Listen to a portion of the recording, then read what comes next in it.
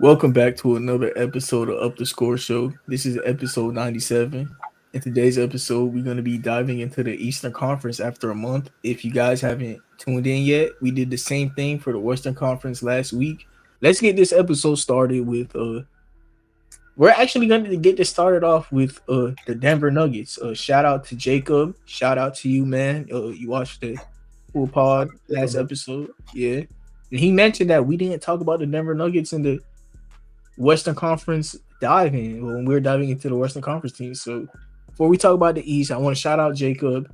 And before we get this episode started, if anybody's listening right now and you have experience with editing shorts, reels, or any of that, DM the Up the Score Show account, and you might have a opportunity if you could show us some things to, you feel me? But either way, let's get this started.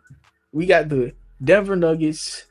Last night they beat the Clippers without Nikola Jokic and Jamal Murray and Aaron Gordon, and it was a pretty good. That was a great win in my opinion. DJ had 20 and like 13. Reggie Jackson dropped 40. Like, our questions with this Denver Nuggets team going into the season would have been they depth, but so far they depth been pretty cool. You got Reggie Jackson who's balling, Christian Braun, Zeke Zeke Naji. He's been shooting very well from the three. Braun has been shooting well from the three. KCP has been shooting well from the three. As long as they got people knocking down their shots next to Jamal Murray and Nikola Jokic, I don't see a reason why these boys aren't the favorites to win the title. And Julian Strawher, whoever this guy is, he's been balling too. Like, not balling, but he's been shooting pretty well. So as long as the Nuggets got depth of a bunch of people that can shoot, I think this team is gonna be the favorites to win the championship again. What do y'all boys think about the Denver Nuggets? Well, first, Nick. Oh, you could go. You go. I was concerned about the depth getting the season. They definitely proved me wrong uh, throughout the season. I do think Reggie Jackson and Jordan DJ, that was a big fluke game for them. I don't think that's going to happen again. DJ Sports 21 is close. I don't think it's going to happen again. But yeah, definitely showing this. The depth is definitely showing and improving. They're showing that they can contribute on nights like Jokic, Gordon, and I think Jamal Murray was going that game and they beat the Clippers with Kawhi, PG, Harden, and Russ. So that was an impressive win for them. Really, the highlights of that the team has. They're not my favorites though. I picked Boston at the beginning of the year. I'm gonna stick with Boston. I think the two-way starting five lineup is just out of this world. Sorry, I'm still rocking with the Celtics for the championship. The Nuggets are definitely in that conversation. What you gotta say, Nick? Um, I haven't really been watching too much of the Nuggets. I'm not gonna lie to you, because I'm still not over the the Western Conference Finals loss. Where we got swept, but I do not know how the hell they won that game. Yeah. You know, I got good depth. Let's just see if they could stay healthy. If Jokic and Murray could stay healthy the whole season, for the rest of it, I mean, once they come back and everything like that, I mean, Jokic was only out that one game, but if this is gonna be a lingering back issue, this could be really, really big deficit for them. Yeah, losing the best player in the world. Yeah, Yeah. Okay. DeAndre Jordan only had this good of a game because Clippers center sucks. Even Is this gonna work? You guys out or in on the Clippers? I've been out, bro. I've been out since I got Harden, bro. I've been out since the season started, bro. Come on. I've been or the whole time. Like I'm just waiting to see. Like Clippers, I have no reason to give them expectations. I just got to see if they're healthy or not. And when they went on their little 3-game winning streak, they beat bad teams. Fair point. I don't know. It's too much talent, too much time left in the season for me to call them out yet. So I'm not gonna call them out yet. I'm right here. I think they're gonna be conference. I think their series is the chip. I think it's a possibility for them. Nah, I'm gonna call him out. Paul George, step your fucking game up, buddy. You need to do better. I think you're wrong Only about fit- Paul George. I think he's only- the only one you can't talk about. Yeah, He only had 6 points last night. He shot 2 for 16. I know. Acting like Pandemic P out there, bro. No. Goddamn. Chill on Paul George. He gonna Nah. Last game, everyone. Last game, on God, he was playing like Pandemic P. On God, he was playing like Pandemic P. Kawhi wasn't playing that well either last game. 31 He points. dropped. 31 Look at the field goal. Look at the field goal. Tell me what the field goal 10 was. for 26. Exactly. 10 for 26. 2 for 13. No, it's crazy. Yeah. Both of them. 13. Both. James Harden 3 for 7. Only 4 assists, bro. Like, what are you doing, bro? Like, what are you doing?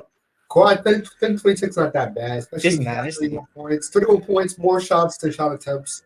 I'm not gonna bash it. It's not. James Harden only literally made 3 threes. That was it. Whole entire game, only 4 assists. Yeah. 3 They're turnovers. still learning how to just share the ball and scoring aspect. Westbrook had to carry the bench. 14 points, 11 rebounds, 3 assists. Like, come on, bro. It looks like doing off the bench. I think that's formula big Harden off the We bench. already knew this when he was on the Lakers, though. When he was coming off the bench, we knew this already. That he I was knew that coming before off he the went to the Lakers. Lakers. I knew that before he went to the Lakers. But, yeah, we'll see. I believe Harden has to integrate more. Nah, bro. Harden's washed, bro. I'm sorry, bro. He's washed. He's not the same thing he used to be. I would say Wash. Wash is like role player at this point. I wouldn't say that. For him. I don't think he's an all-star caliber. I don't think he's an all-star caliber player anymore. And yeah, I think he's gonna give you like a consistent, like, for the rest of the career that I'm thinking about, like next few years, maybe 15 points per game, like 6-7 assists. That's what I'm thinking. I don't know if I'm going to count Harden out as the All Star yet. I don't think he's going to make it this year, but I don't think he's like outside of the All Star caliber play. He just came off the season out the end of the league and says, I can't do that yet. And he is sharing the ball with a lot more people than he used to. So Hey, he was the one who was bitching and complaining that he wanted to go to the Clippers, and now look at oh, I'm not getting the ball in my hand enough. Like, what do you fucking expect, buddy? I'm not saying complaining, but I don't think he's out. I think his numbers took a drop off because he doesn't shoot the ball a little more than he used to, or Philadelphia Ornaments. Honestly, probably more. Yeah, probably worse than that, honestly. My problem. Oh no, you go, Mario. You good. My problem with the Clippers is so far is exactly what I was saying, man. They have 2 guys who, when they pass the ball, they have to get assists, and that is James Harden and Russell Westbrook. They don't do the hockey assist. They don't the ball movement, not that much. They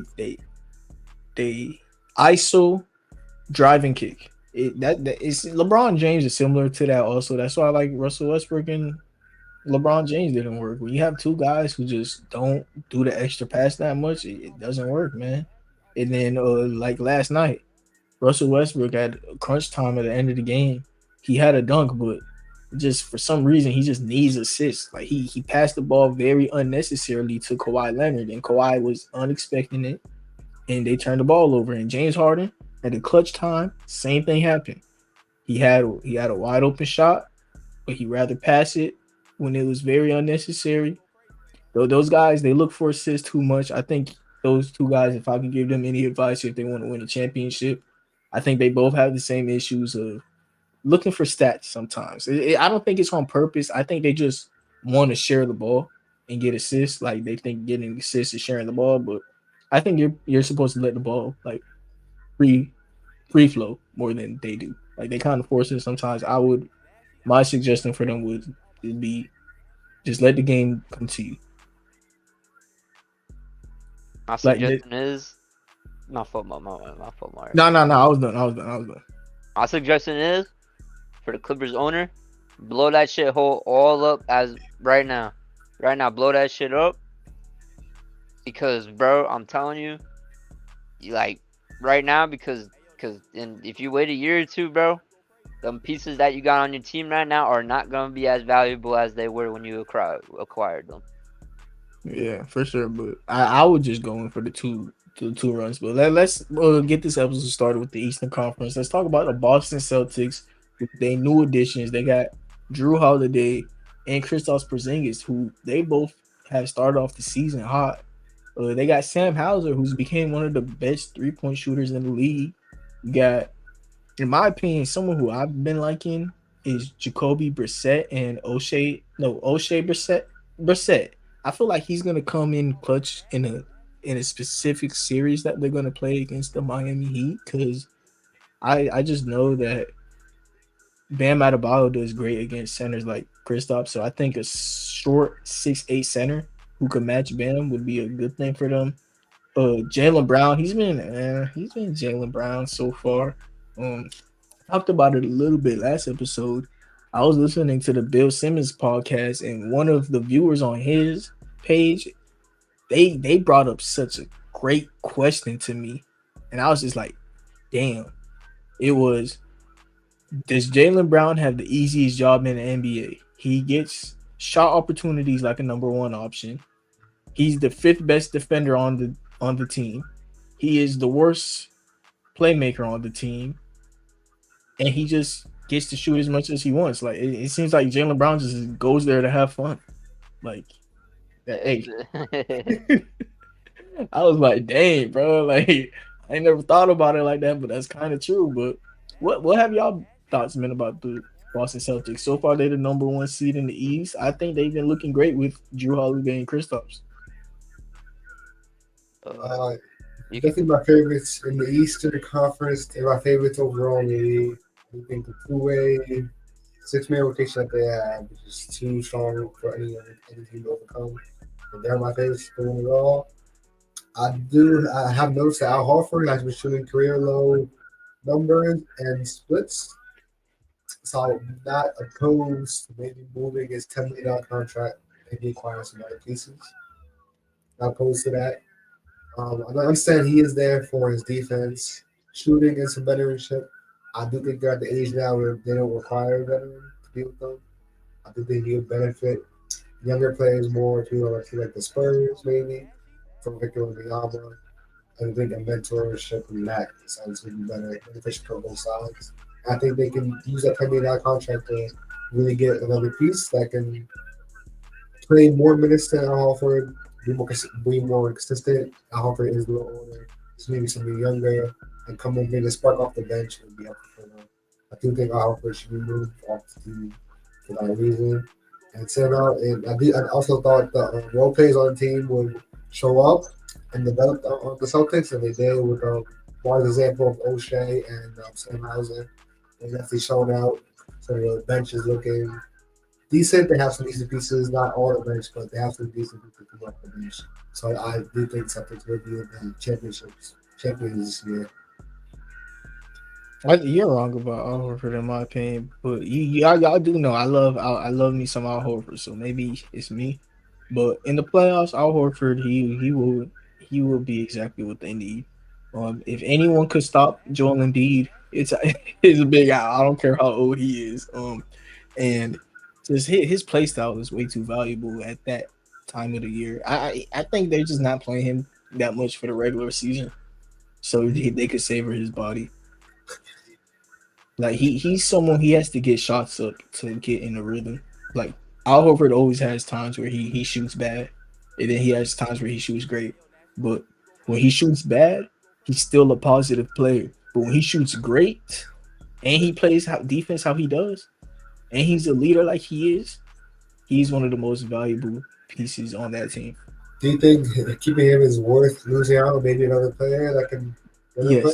Yes, because like I said, he's also a leader in that locker room. All right. It's a weird thing with Al Horford. Yes, Jason Tatum technically has been the longest tenured Celtic, but I think Al Horford signed there before Jason Tatum got there, or am I tripping?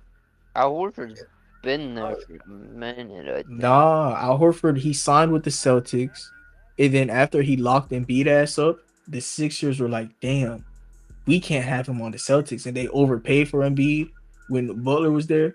I mean, they overpaid for Al Horford when Butler was there. So they had like that weird thing of Al Horford at the 4 and Embiid at the 5 that didn't work. And then the 76ers traded him to the Thunder, and then the Thunder traded him back to the Celtics. So like the 76ers just overpaid for Al Horford to get off of them. And then after that, he's back. He's back where he belonged because him as a Celtics has just been an amazing fit. So like he's been a Celtic. He's been in that Celtic locker room for a long time, and I just feel like he's almost like a Udonis Haslem for them. But imagine if like Udonis Haslem was a good player. Like you got to keep that. You got to keep that. I don't know. Yeah, like Udonis was also on a team-friendly deal under $2 million. So I just think it's a little crazy just to keep Al Horford. There is a chance that he can just decline, just being at his age, or maybe get injured, playing too much in the playoffs. So I don't think it's crazy to explore other opportunities to dump off his contract somewhere else and get another younger asset. And I don't think his veteranship, as I said before, isn't needed as much. The guys are older. They'll have Durante, which is like 30s. He's in his 30s. Porzingis is up there as well. And Brown and Tatum have been in here for like 5 years together. So I don't think that's needed as much as needed. Yeah, but nah. I'm not moving on from Al. I was just gonna say something. I forgot. I hate when I do that. But Al is just too valuable. Just yeah, that's what I was gonna say. Oh, you said Al Horford could possibly decline. No, he is declining. Like I think the front office is they're not that naive to where they wouldn't think that Al Horford is declining. They know he's declining. That's why they got Kristaps Porzingis. He has a very similar play style to Al Horford. Maybe Al Horford could teach him how the Boston Celtics would like their centers to play. You cross your fingers, Porzingis stays healthy, and he's the Al Horford replacement. Yeah, I don't know. I'm just want to be opposed to not moving off for another piece. That's what I'm doing. No, Al Horford's gonna retire a Celtic though. I can say that confidently. Actually, he'll retire a Celtic. Nick, you got anything you want to say about the Boston Celtics? What is there to say, bro? They're just stacked, bro. Yeah. I don't really know what else more is there to say. Drew Holiday's looking like a great accusation. I mean, good thing they got rid of Marcus Smart. Kristaps another good accusation, and then their bench. I remember seeing Sam and Luke Cornett and everybody else on that bench. It was like the third stringers kind of, you know what I'm saying? Like if like one of the bench pieces got hurt like a couple years ago, like 2-3 years ago, they was just sitting there not doing nothing. And now look at them, they're coming off the bench doing good things, what they need them to do. So I mean, I guess it was good for them to sit them out for a couple years and then let them grow, and then they develop. Payne Pritchard too. Payne Pritchard. He'll lock that. He's getting paid too. Poison pill contracts. And then get paid in January 20th. But let's see when it comes into crunch time and in the playoffs and everything like that. Let's see if Tatum could get out this little slump that he's been in the playoffs and everything like that. Let's see if he could just show up in big moments. I'm so happy Nick brought that up. Actually, this is how I wanna like the amazing way to finish talking about the Boston Celtics. For the first 3 quarters of this conversation, we talked about how good they are, but at the last quarter of this conversation, yes, let's talk about how they every time and it's a big game and they need a big play, everyone disappears. I don't get it. I don't get it. The Boston Celtics, that is their biggest issue. They got to figure that out. They need some big plays on offense. On defense, they get the big plays. Well, for Marcus Smart, they were getting those big plays on defense. They're gonna get it from Drew, even Tatum. But on the offensive side, it's like they just I don't get it. They just disappear in like clutch moments, bro. It's just can't even explain it, man. It's like I want to say what happens, but it's just something new every single time. Like you can never predict what they're gonna do in the clutch moment, but one thing you can say is that somehow the Boston Celtics they're gonna fold in crunch time, but they is still a great team, so they'll make it far. They could even win the championship this year, but hey, It's Boston good. Celtics. I'm a casual. It's good, bro. Hey Justin, that's Justin from the Zion Williamson. Would you rather? Oh, Shout out Justin. Let's talk about the next team, the second seed in the Eastern Conference, the Orlando Magic. I mean, none of y'all can say y'all seen this. Literally, no one's seen this. Like even Magic fans. I knew like when I saw Paulo when he was shooting around with KD. Remember that in like the off season they was shooting around and shit. Yeah, I'm not gonna say. Obviously, I didn't know they were gonna be this good, but like when I saw them shooting around in the all season and shit, I was like, oh shit, like he getting his reps in and everything like that. But yeah, I mean, they're good, bro. Paulo's really coming his own. I mean, they got good depth, bro. They got good young depth, and which I really like. Jalen Suggs too. He been balling, bro. Jalen Suggs been balling. Other than that, I mean, I did not expect this. I mean, good shit from Orlando because you guys been in poverty for fucking years, so good for you. But still, guys are gonna be a mediocre team at best, so good luck. Yeah, they're still dealing with some injuries right now. Markel and Carter still dealing with that, those injuries. But overall, this team has been very good. Beating teams that we having a record we did not expect at all. Beating teams we did not expect at all. Cole Anthony, Jalen Suggs, the backcourt, it's like it's doing pretty good. They're shooting a little better. They're averaging like 12, 15. And the thing with this team I want to point out the most is that everyone's getting shots on it. Everyone's eating. Everyone's getting points. Not just one or two guys getting points. And there's like five guys on this team averaging over 10 points a game, almost 6. So yeah, it's definitely one of those teams that just move the ball, a lot of good ball movement, everyone gets shots at. And Paolo has been amazing. I've seen that last year. I knew it was going to be amazing, but definitely just improving on the playmaking side of the ball as well as the defense. And shooting splits have gotten better as well from last year. Boris Wagner looking like one of the best backups, bench pieces in the league, averaging 12 points or 62% from the field. It's pretty amazing. I did not expect that from him at all. Definitely took Isaiah Hartenstein's title, the best backup center in the league. Nas Reed. Oh yeah, no, it was not. Isaiah was 2 years ago. Isaiah Hartenstein. Mo is up there though, actually. Damn, Mo is up there. No, that's crazy. All right, but yeah, you got your stuff. Anything else you want to say about the Magic, Lou? That's about it. This is a fluke. Oh, these gonna last at all. Have your Magic fans.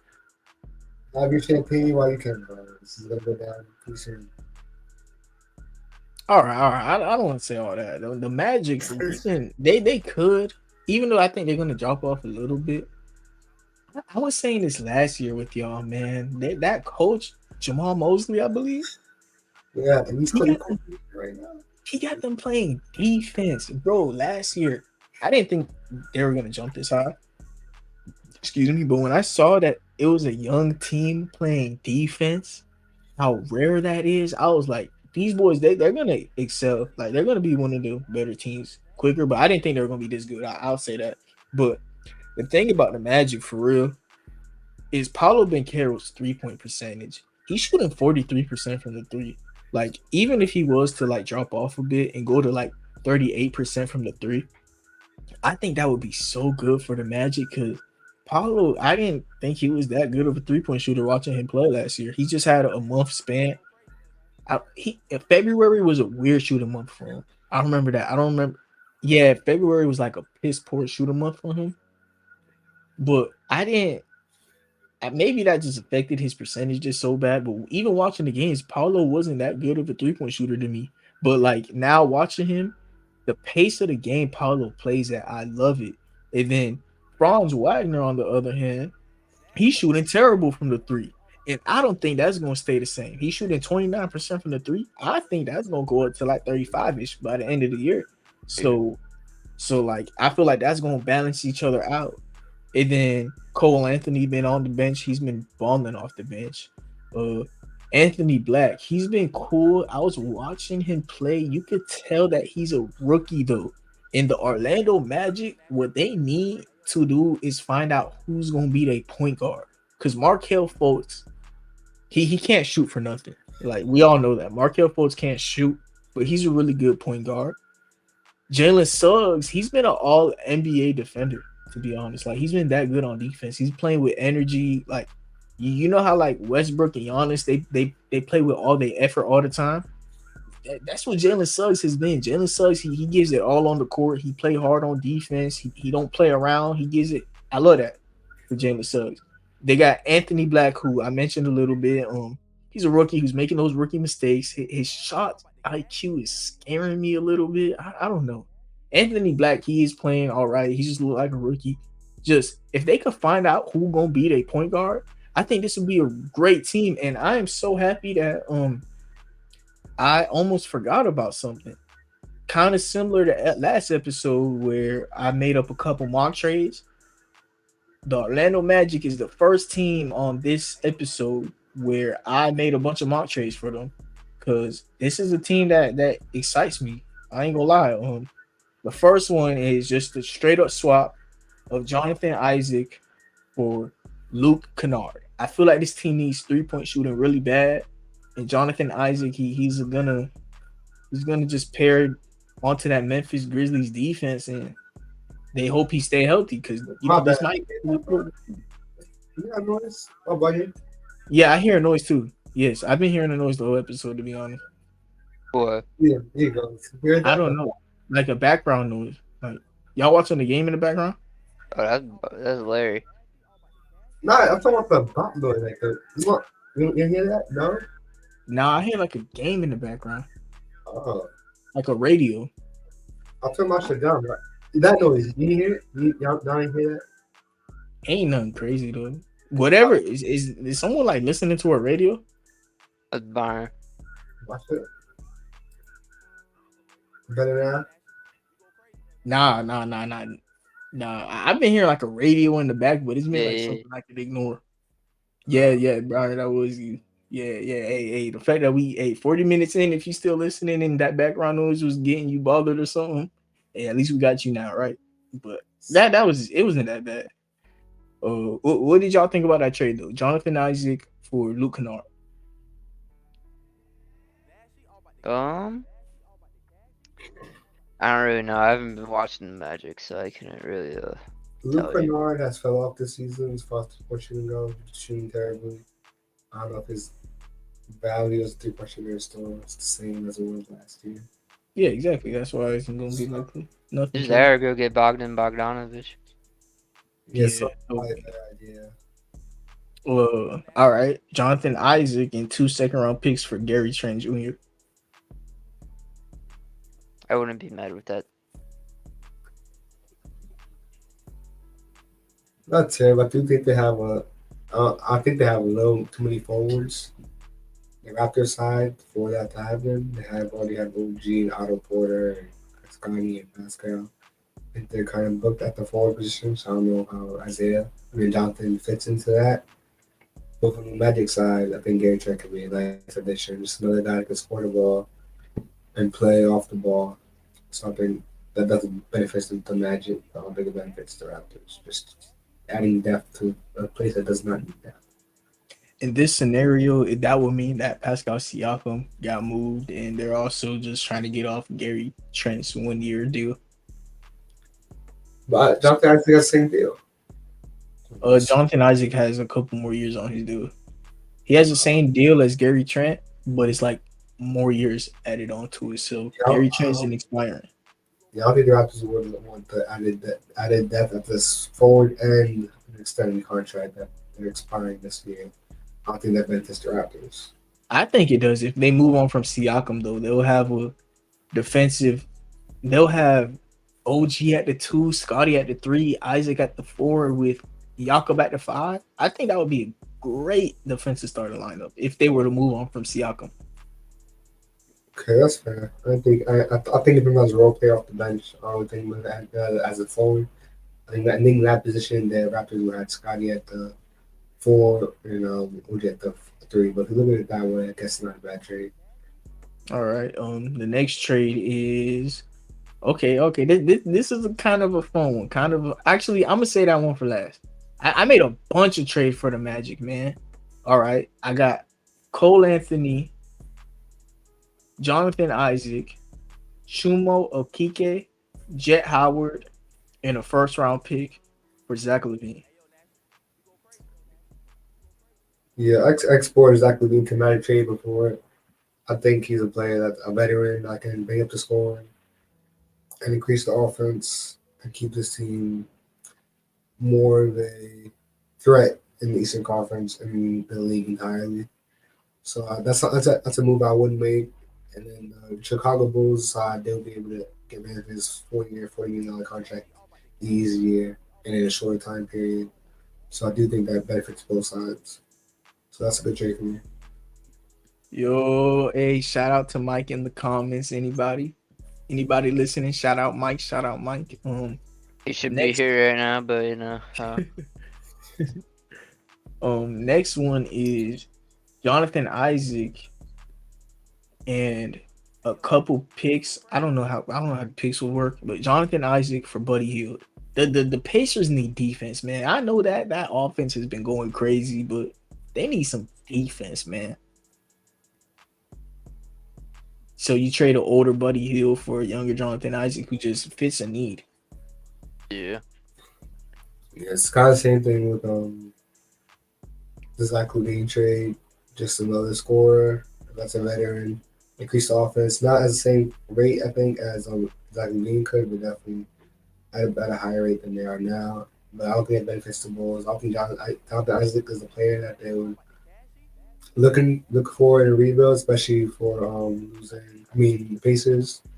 Well, actually, no. I think it could benefit the Pacers. I'm thinking about the Bulls. I think it could benefit the Pacers. Just having to fold off the bench, play some defense behind Aaron Naismith and Benedict Mathurin, having an extra forward that can play defense and shoot. So yeah, this can be a good trade. And doesn't have to play as many minutes as he does in Orlando either, or I mean in Chicago. If he got traded there, you play less minutes and not a starting position because you have Obi Toppin there as well. So definitely just another defensive piece off the bench. I think that helped the team. So I do like the trade as well. All right, bro. I got this. Is not even the Orlando Magic trade simulator at this point. This is just Jonathan Isaac. Where am I shipping you at this point? Because the next trade is Jonathan Isaac to the Dallas Mavericks for Tim Hardaway Jr. and Jonathan Isaac and picks for Tim Hardaway Jr. I think the Mavs would bite that. They would get another defender that shoots. Hopefully, does a better job than Tim Hardaway right now. Tim Hardaway is lacking a little bit on the defensive side, so maybe Jonathan Isaac can come in and fill in that gap. And they get picked as well. I think the Mavs accept that in a heartbeat. Magic. I don't think they need the veteran Tim Hardaway Jr. I think they kind of have that already with Gary Harris. I don't think he complements that team in that aspect. So I don't know if they do it. So, Yeah, I guess. And Tim Hardaway on the Mavericks, like he fits very well over the he shoots. but he could be better defensively. Yeah, that's the thing. I'm looking for the offensive teams that need defense to win playoff series. Is like the next team is the New York Knicks. You already know what the package is, man. It's Jonathan Isaac, 2 second-round picks for Evan Fournier. So like I feel like the Magic need shooting badly, man. Bad. Whoa. The Magic are sending Jonathan Isaac and 2 second-round picks for Evan Fournier. Yeah. If I'm the Knicks, I'm taking that in a heartbeat, bro. But I don't think that's gonna happen. Evan Fournier is not that valuable. Yeah. Evan Fournier isn't. It's just like I'm just the Magic needs some shooting, man. You just chatting, bro. It's all right. You just I don't think you need picks in that one. I think Evan Fournier plays the same role. I mean, I don't really think the Magic really need anything right now. I mean, Just see how it goes for right now, and then make your decision at the trade deadline. Of like, I if you do need think more pieces or something, you know. I do think a shooter would be an improvement to the team. I do think they need some more of that. So I would think Evan Fournier, exactly Green, or Buddy Hield definitely help that in that aspect. Come all the way to the Knicks, though. Jonathan Isaac to the Knicks. I think the Knicks will take it, but yeah, I don't know if Magic. Evan Fournier, Tim Hardaway kind of gives that same veteran that they don't need because they already have Gary Harris. So I don't think they do that either. All Especially with right. Knicks involved as well. All right, and Mike, the last trade, you feel me? Mike might like this. You got Gary Harris, Joe Ingles, and Cole Anthony to the Milwaukee Bucks for Chris Middleton, Malik Beasley, and that's about it in the salary filler. Chris Middleton and Malik Beasley. Yeah, no, I don't like that trade at all. What? I think the Bucks should stay with what they have right now. Like for the Magic, Cole Anthony playing a big part right now for their success. So having Middleton, I don't think that. Yeah, I think that's another veteran that's not necessarily needed, and he is probably going to decline. So just losing that valuable young asset for someone that's going to decline and not help you reach playoff stardom, I don't think that's the trade that Magic would go for. I agree. I think the Magic should be the team that says no. This is me basically saying I think the Bucks have to move on from Middleton. If they can get Gary Harris, Cole Anthony, who's a nice bench piece, and Joe Ingles for Chris Middleton, I'd do that. Yeah, but the Bucks definitely get an advantage, win that trade. But yeah, Magic, I can't see Chris Middleton going there, especially for Yeah. maybe just drop the Isaac and picks, but that's Cole Anthony. Yeah, and this is a nice way to segue onto our next team, which is the Milwaukee Bucks, who we're going to talk about. Chris Middleton, y'all see how I feel about him. I'm kind of low on him at this current moment, and I looked up some stats. The Damian Giannis pick and roll has been the same as I mentioned a couple episodes ago. It's been the same to the point where I could almost use the same graphics, but the only thing that I could tell you is different is it's gotten worse. Like I was I'm surprised about that. That Damian's pick and roll hasn't been. Maybe that's something they just keeping in their back pocket for the playoffs. That's what it got to be. Like they just don't want teams to have reps against it. There is no way that the Dame and Giannis pick and roll isn't like the bread and butter of this team. And Malik Beasley, I'm watching the Heat Bucks right now. He's shooting too much. Like Malik Beasley, you have Damian Lillard and Giannis on your team. Just stay in the corner, shoot threes, and play defense. I feel like Malik Beasley's been too much of a main character on this team. Brook Lopez, he slightly regressed, but Brook Lopez has still been great. Bobby Portis has been great. Adrian Griffin and Chris Middleton and now Malik Beasley are my three questions for this team. Everything else about this team, I like it, honestly. If anything, if they figure those stuff out, I think this could be the team to do a lot in the playoffs. Yeah, I think this team was a championship contender. I'm glad You this don't? team- No, I said that. I do. He was about to have a heart attack, bro. I'm gonna say that's crazy. Stroke out real quick. Say what you guys say about the Bucks, Larry. I think Dave could shoot better from the 3-point line. Just he is regarded one of the best shooters in the NBA. Not having the percentages to back it up. I do think his shooting percentage needs to go up. That would be my critique of him right now. I also think he should utilize the pick and roll with Giannis more, just to perfect it to perfection by the time playoffs come around. Brook Lopez had a slow start, but he's picked it up. He was shooting pretty good, really good splits, and putting up 13 a night is pretty nice. Malik Beasley has shown up, giving them points. Bobby has shown up, giving them points. Chris Middleton is not playing to his contract, unfortunately. But the shot attempts are bound to go down with Dane coming to the team. But I do not like how Malik and Bobby are taking more shots than him, pretty much.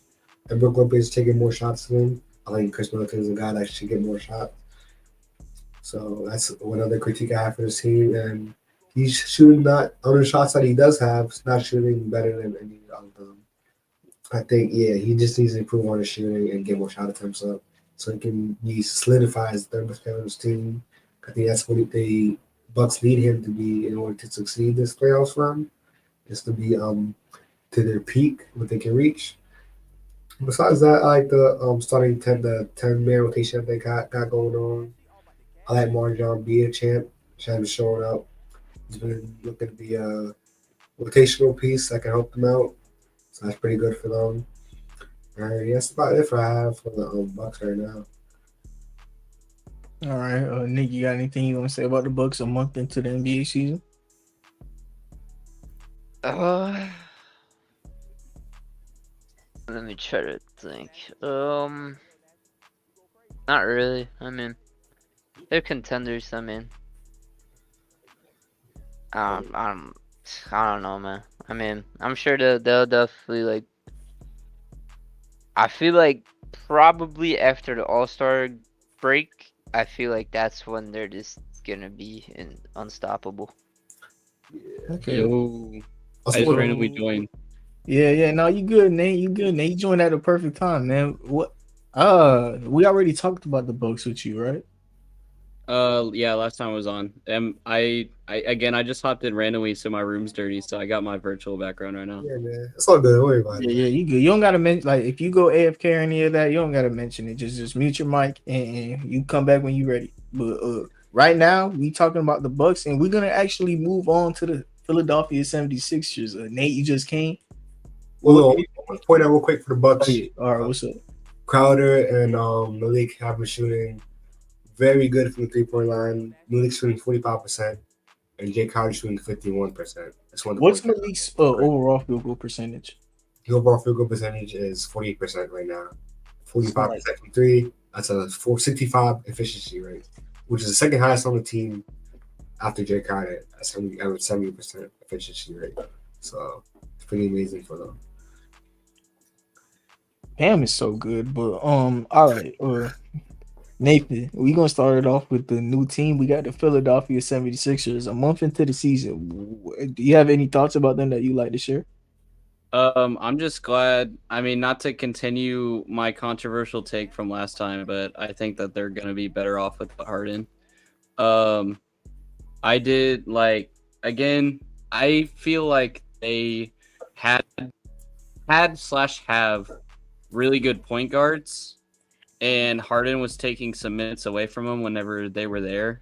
And I think that the point guards that they have right now are gonna do really well, just like they did before that they got Harden. And I don't know where they're gonna end up this season, because I feel like the 76ers for years have been in this sort of cycle where they get to like the first or second round and then they're eliminated. And I feel like that's, again, what they're going to do this season as well. I don't see them going to any conference finals this season or anytime soon unless they get another crazy good player. But I'm glad that they got rid of Harden, to be honest, because I like the point guards that they have there. So I might agree with you to a certain extent that the flow of the 76ers offense is way better. And it's the exact thing I was saying is hindered the Clippers. It's literally the flow. The flow of the 76ers, that everyone's making the basketball plays. They're making the extra passes. They're swinging the rock. Everyone's moving off the ball. Harden, he just doesn't do that stuff, man. He's the system, and we all know it. And then another thing is team chemistry. Those guys just seem like they're happier playing basketball, and I feel like they're happier playing basketball because they know there's a chance that they're going to get the ball. I know James Harden may have led the league in assists last year, but just because you lead the league in assists doesn't mean that you're someone who shares the ball. What some players, what they do is they isolate the whole time. You either get the jump shot or you get the assist. Like, you ever go for an assist in 2K my career? Like, you grinding badges on 2K and like you let the whole shot clock go down, and that's when you pass it, so they're forced to shoot. That's how it feels sometimes when you play with James Harden, in my opinion. But he's still a great player. And Tyrese Maxey, on the other hand, he's like a ball of energy who passes the ball around. DeAnthony Melton has been great. shooting the ball wise. The entirety of the 76ers team, their 3-point percentages have been amazing. The entirety of the team, like the whole team is shooting efficient from the three. Joel Embiid, right now, he's been the MVP of the league, but on some like fuck shit. On some fuck shit. If I had a vote, I would not vote Embiid, even though I think right now he's been the MVP of the league. Just because last year Nikola Jokic didn't win the award because of playoff success, and we're gonna get niggas ain't want Jokic winning 3 MVPs in a row because of playoff success. Embiid fans, and if you're an Embiid fan listening right now, I don't want Embiid winning back-to-back MVPs because he's a choker. So I don't feel like that's a crazy argument. And I don't yet. I'm one of those people that. Oh my bad. I thought you were done because your mic was cutting out. no, finish what you're saying. I was gonna say I don't think Embiid should have won the MVP. I don't think Embiid should have won that MVP last season. He should have won it a couple years ago, but because of injuries, obviously he didn't get it. Yeah. And I saw a lot of people like on Twitter and Instagram and stuff calling it the "shut the fuck up" MVP, because like basically like the stop bitching MVP, because he was always saying like, oh, I deserve one, but I've been injured. And this was like the year that they were like, all right, fucking take it, goddamn, like, you know what I mean? Like it was the shut the fuck up MVP. Like, stop complaining. And like he didn't really deserve it that year, but because he deserved it like the 2 years before that, they just like gave it to him because they were like, bro, stop bitching, fine, fucking take it. I want to like say this for the future because like maybe in like 10 years when we come back and listen to these episodes, will be really cool.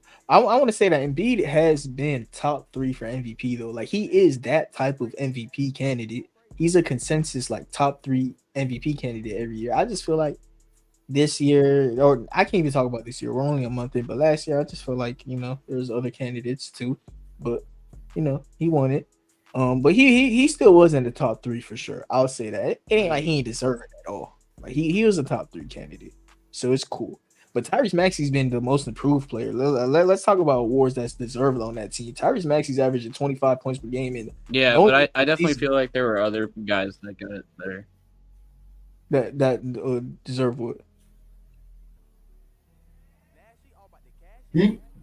But going into the season, I remember Larry was like Tyrese Maxey. I feel like there were definitely people that deserved it over MVP.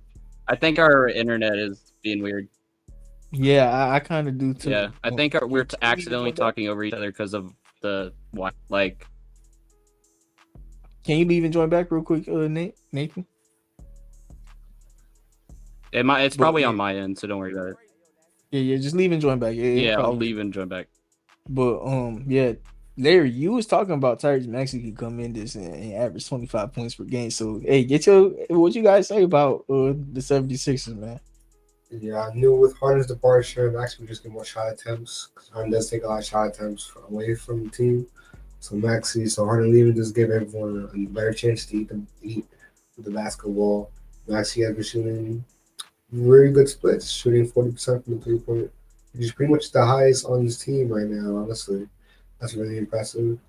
And he's averaging 27 points, which is AI career numbers. He might even be the next AI. All right, I'm back.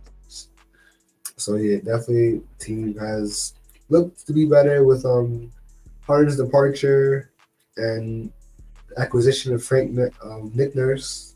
That team definitely moves faster. Harden does slow down teams. You can see that in the Clippers right now. We saw that with the Nets too and 76ers, of course. So yeah, there's definitely a negative aspect when Harden's on your team. But he does impact the game other way, so it's just something you have to cater towards and work around with.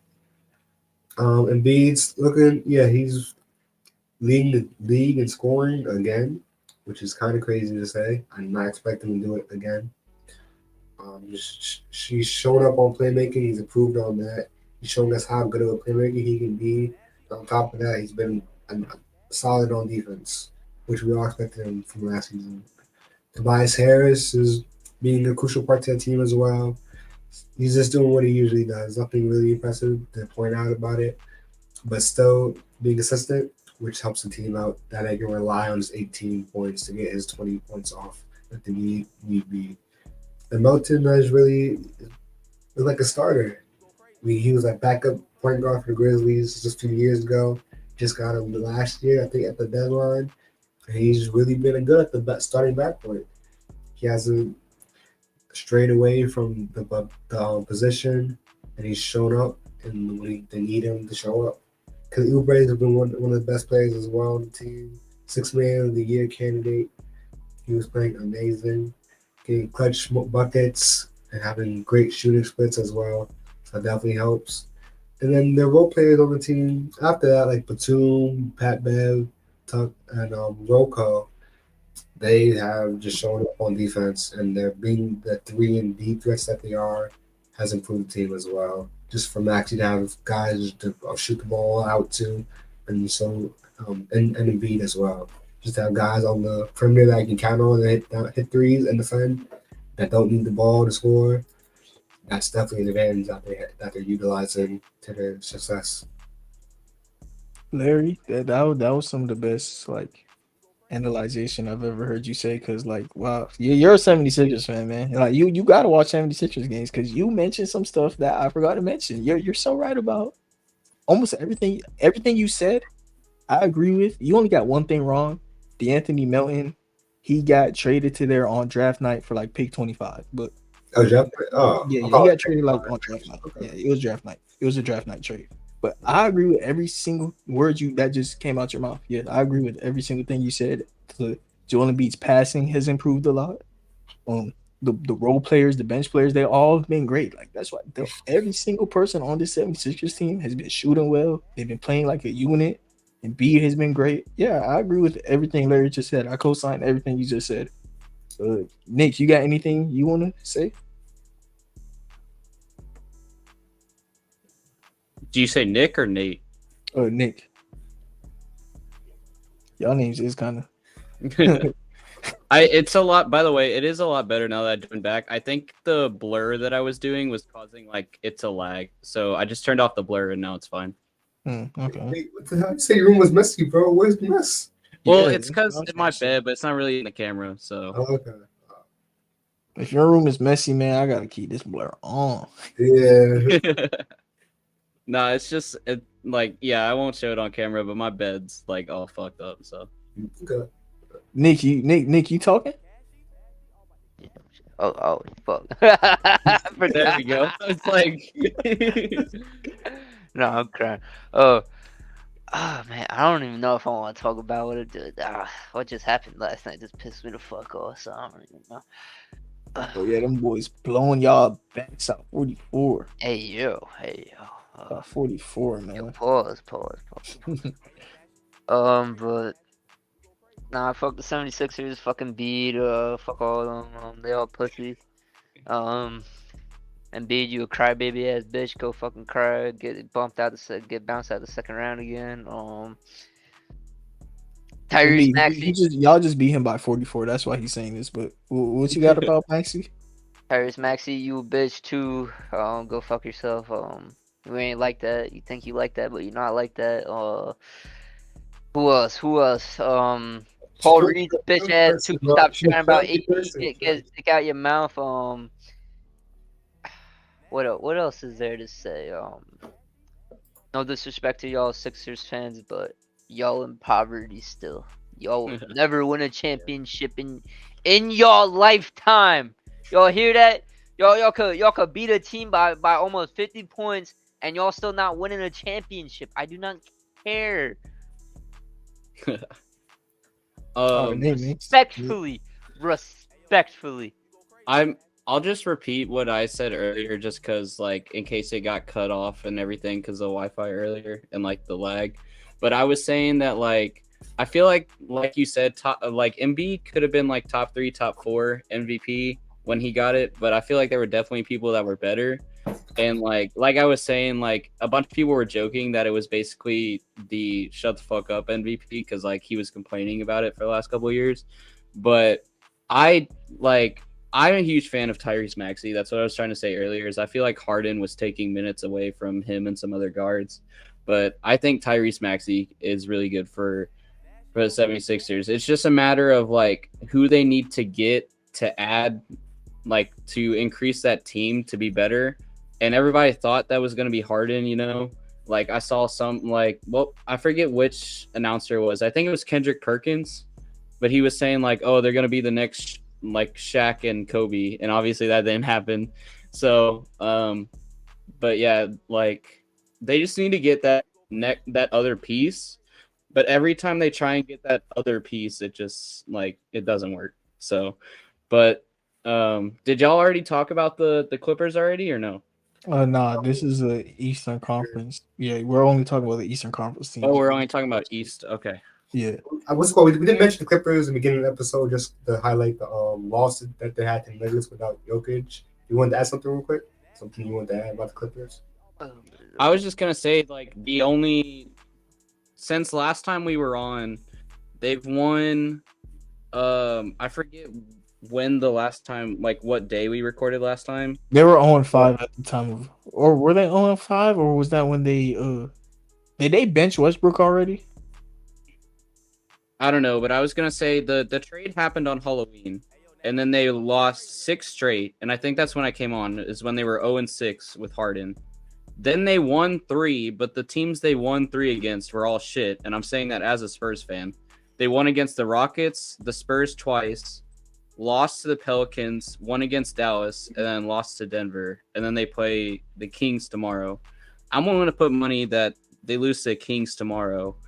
And yeah, so far I'm not seeing anything that disproves that the Harden trade is not working, because the only W's they've gotten is against shitty teams that are at the bottom of the conference. So I don't know. I just wanted to say, unless they win against somebody big, like I still think that the Harden trade is an L. The Harden trade, it's not to be graded during the regular season. The Harden trade, it gets graded after the postseason. That's why you trade for Harden. Yeah, we'll see how it works. But recently, they've been getting. I've been watching the Clippers. They've been getting a little bit better, but they still got some work to do. They lost yesterday to the Nuggets without, like we mentioned earlier in the episode, no Aaron Gordon, no Nikola Jokic, no Jamal Murray. They let DeAndre Jordan and Reggie Jackson kill them. Like the Clippers got some work to do, but we'll see. We'll see later on in the year. Right. But y'all continue with the next team. I'm gonna mute myself real quick. Yeah, the next team is the Eastern Conference champs. We got the Miami Heat in the building. You know, so far with the Miami Heat, it's been a regular Heat season. You know, regular season starts and we're banged up because of how long of a playoff run we had. So, you know, our injuries, they kind of linger longer than regular teams. So I understand a lot of people don't understand how that works. I'll tell you how it works. When your team makes the NBA Finals 2 out of 4 years, and the Eastern Conference Finals 3 out of 4 years, that means that your players, they were playing in like June. So when the season starts, you had like 3 less months of preparation, of getting your body rested. So, you know, right now a lot of the Heat players are hurt. Today we have 3 of our 5 starters out, and we're playing against the Milwaukee Bucks in our play-in game. I say play-in game, y'all know what I'm trying to say, bro. This in-season game tournament. If we win this game, we clinch a wild card spot. But Jimmy Butler, Highsmith, and Tyler Hero are all out. And to talk about the Heat, Bam Adebayo has been great. Bam Adebayo, if we were to do an MVP race, he'd be a top 10 MVP candidate right now. Like, he's been that good. Bam Adebayo, he's been that good. He's been the best defensive player in the world. He's averaging 22 points, 23. He's been carrying the load for this Heat team while Tyler Hero and Jimmy Butler have not been playing games. They had a 7-game, 8-game win streak earlier. Bam Adebayo has been absolutely amazing. And then the other thing is Jamie, our rookie. He's been giving us minutes. Hami. Hey, Jamie. Okay, I call him Jamie. I know it's Hami though. You're right. You're actually so right. It's Hami. But Hami's been playing amazing. Hami's been a fish. He looks polished. Like, I'm watching the game right now. he looks like a polished NBA player. Like he's ready, and that's what he got drafted for. He got drafted as an older player in college basketball, and he's coming to a championship team, and he's just ready to give minutes immediately and produce. He's been playing solid on defense for a rookie, and he's been efficient, back to the basket scorer almost. I want to say he's been good. All of our role players, and that's the promising thing about the Miami Heat. I don't care about Jimmy Butler not playing right now. I don't care about Tyler Hero not playing right now because it's opening minutes for Duncan Robinson, who has absolutely replenished his value as a player. It's not just the 3-point shooting. Duncan Robinson should be in the most improved player race. I'm not saying he's a winner at all, but he's another one who I think he should be top 10 for most improved player this year. He has been shooting amazingly. He had at Duncan Robinson. He's been shooting amazing from the three, and his game has become so much more than just being a shooter. He has been putting the ball on the court, on the floor a lot. He's been finishing a lot. He's been a better passer. Duncan Robinson, he has improved a lot, and I'm very impressed with that.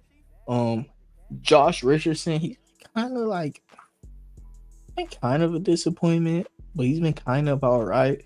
Like I guess I set high standards for him because he's not even doing that bad, and I'm a little bit disappointed. But Josh Richardson, he's another guy who I'm happy with. I'm cool with him. But Caleb Martin, he just came back from injury. He just came back. So while Tyler Hero and the boys are out, he's gonna be getting some minutes. And Haywood Highsmith, we've been doing great when he starts at power forward. And I remember during the playoffs, I wanted him to be our starter power forward because this is what he's been doing like for the past year. Haywood Highsmith, when he's in, he the way that he plays on defense, he plays with so much effort that when you have effort next to Bam Adebayo, that just raises the floor of your defense so highly. And our point guard situation, Kyle Lowry, like he will be bad for like an entire month, and then he'll just have a game where I'm like, oh, okay. But Kyle Lowry, he's a veteran at this point. Like, it's like I seen that Kyle Lowry, he is in the bottom of the NBA for usage rate, and that's so weird because he's a point guard. Like he's a 3-and-D point guard. He doesn't get the ball in his hand that much. Like we literally run the offense not through our point guard. It's our playmaking is in spite of Kyle Lowry. Like everyone else is given opportunities to play make on our team before Kyle Lowry. Kyle Lowry is just there to be a 3-and-D player. Bam Adebayo gets the ball in his hands more. Tyler Hero gets the ball in his hands more. Josh Richardson gets the ball in his hands more. Jimmy Butler gets the ball more. Even Jamie at this point gets the ball. Jaime gets the ball more than Kyle Lowry. Kyle Lowry, he's just a 3-and-D player who, if he knocks down his shots, we're happy, and he brings like veteran leadership to the team. Like he's a very smart guy. Like you can tell that Kyle Lowry's been in the NBA for a while. Like he's very smart when it comes to defensive coverages, calling out stuff on offense. But yeah, that's Kyle Lowry. Then Jimmy Butler. He's still been nice. Like he has his games where he scores 8 points, and then he has his games where he scores 26, and he shows up in the end of the games and just he plays around. Like other day I seen him. He had a sky hook. Y'all seen that? He yelled sky hook. Like bro, he just be trolling on the court during the regular season. But I'm happy with how Jimmy's been. I would prefer for it to be like this. Like I remember last year I was comparing Jimmy Butler to Kawhi Leonard a lot. Like with the load managing and stuff, like this is what Jimmy Butler does. He doesn't play a lot. He's 30. How old is he now? 34 years old. I wouldn't want him to play that much. He's 34 years old. He's not LeBron James. I don't want to be running miles on his body during the regular season. The Miami Heat are a good enough team to where we don't have to beg our 33, 34-year-old star player to give us everything. Y'all boys got anything else y'all want to say about the Miami Heat? I'm looking through their schedule and their stats right now before I give a take, because I was seeing that they're 800 when they play. Hang on, let me pull it up again. They're 800 when they play at home, but they're 500 when they play away. So I'm trying to see like what teams they played home and what teams they played away before I gave a take. Because if they played against super easy teams at home and then hard teams away, then that would make sense. But I was looking at the playoffs they did last year, and they did basically the opposite in playoffs last year. Every time they played at home, they would end up like losing, and then every time they played away, they ended up You're winning actually by- right. Yeah, you're right. Yeah, which seems like the opposite of what you would expect. Like Yeah, most teams like do really good at home and then they lose against like the opposing team's energy. But the Heat did the opposite where they would go off on like away games and then usually end up falling on home games, which was kind of weird. So I'm interested to see how this like home versus away wins sort of like changes as it gets later in the season, or like as they like how it changes later into the season and going into the playoffs. I'm looking right now. Okay, yeah, it looks like they've played some pretty easy teams at home, so that makes sense as to why it's why the stats are the way they are, because they played Washington, Detroit, and Memphis, Charlotte, and a couple other teams at home. So kind of like how I was saying with the Clippers before about how all their wins are against lower in the conference teams. Like they're playing Detroit, they're playing Memphis, like, you know, so. I feel like that's a bad take, man. I feel like the Miami Heat, they're a team that have shown you year in and year out. It doesn't matter who they play. They just play whoever's in front of them. Yeah, Like, no, I'm not saying like they're getting wins because they're playing bad teams. I'm saying that it explains why their win percentage is so high at home. Because again, I wanted to check the teams before I said like, oh, they play better at home. It's because they have easier teams when they play at home. Yeah, I But- understand that too. I understand that. So yeah, I wanted to like verify my own take like before I was like, oh, well, the Heat play better at home. Like I didn't want to be like, oh, well, they lose more when they're away. But it's like, yeah, because they play tougher teams when they're away. So that's why I didn't want to be like, oh, when they play away, they're worse, because that's just not the case because they're playing harder teams. But yeah. Over the season, that will balance out though. Yeah, exactly. That's what I'm saying. Is like I think as the season goes on, it'll like it won't make a difference home versus away. Yeah. Anything else you want to say about the Miami Heat? I mean, Jimmy Butler's being Jimmy Butler. You pretty much said everything I was gonna say. I do find it funny that the NBA, whenever they post on YouTube, they have to use the media day photos for the thumbnails, meaning that anytime you look up the Heat highlights on the NBA channel now, it's the emo picture. So I don't know. I thought that was funny. It's like I tried looking at the Heat versus Spurs highlights the other day, and they have Wemby and emo Jimmy in the thumbnail. Hey, anybody who clicked on this episode, hey, you already know who's in the middle of the pictures. Emo Jimmy, you feel me? Yeah. hey, shout out Jimmy, man. Hey, Caleb Martin coming back, man. Look at that. He just put Chris Middleton in a spin cycle. Heat game starting to get good. It's our game to make the in-season tournament. 4 minutes left, tie game. Hey, this is about What to do be you fun, think? man. How much of an impact do you think Kevin Love will have for them this season? Because I think he's a decent like player, but he's getting up there in age. Because like he played with LeBron on the Cavs and like all that, so like he's I think for the Miami Heat, I think this is like Celtics with Al Horford, someone that you're going to utilize in the playoffs more in the regular season. yeah. But the difference between him and Horford's on a $10 million deal. I would not be opposed to exploring another trade just to see some assets out there for Horford's contract. But Kevin Love makes like $2 million, so you're not going to get too much from him. My take on Kevin Love is the further we can get him down the depth chart, the better.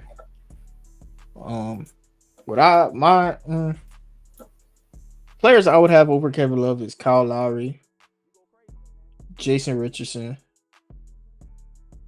Caleb Martin, Jimmy Butler, Jamie, Bam, Duncan, Tyler Hero.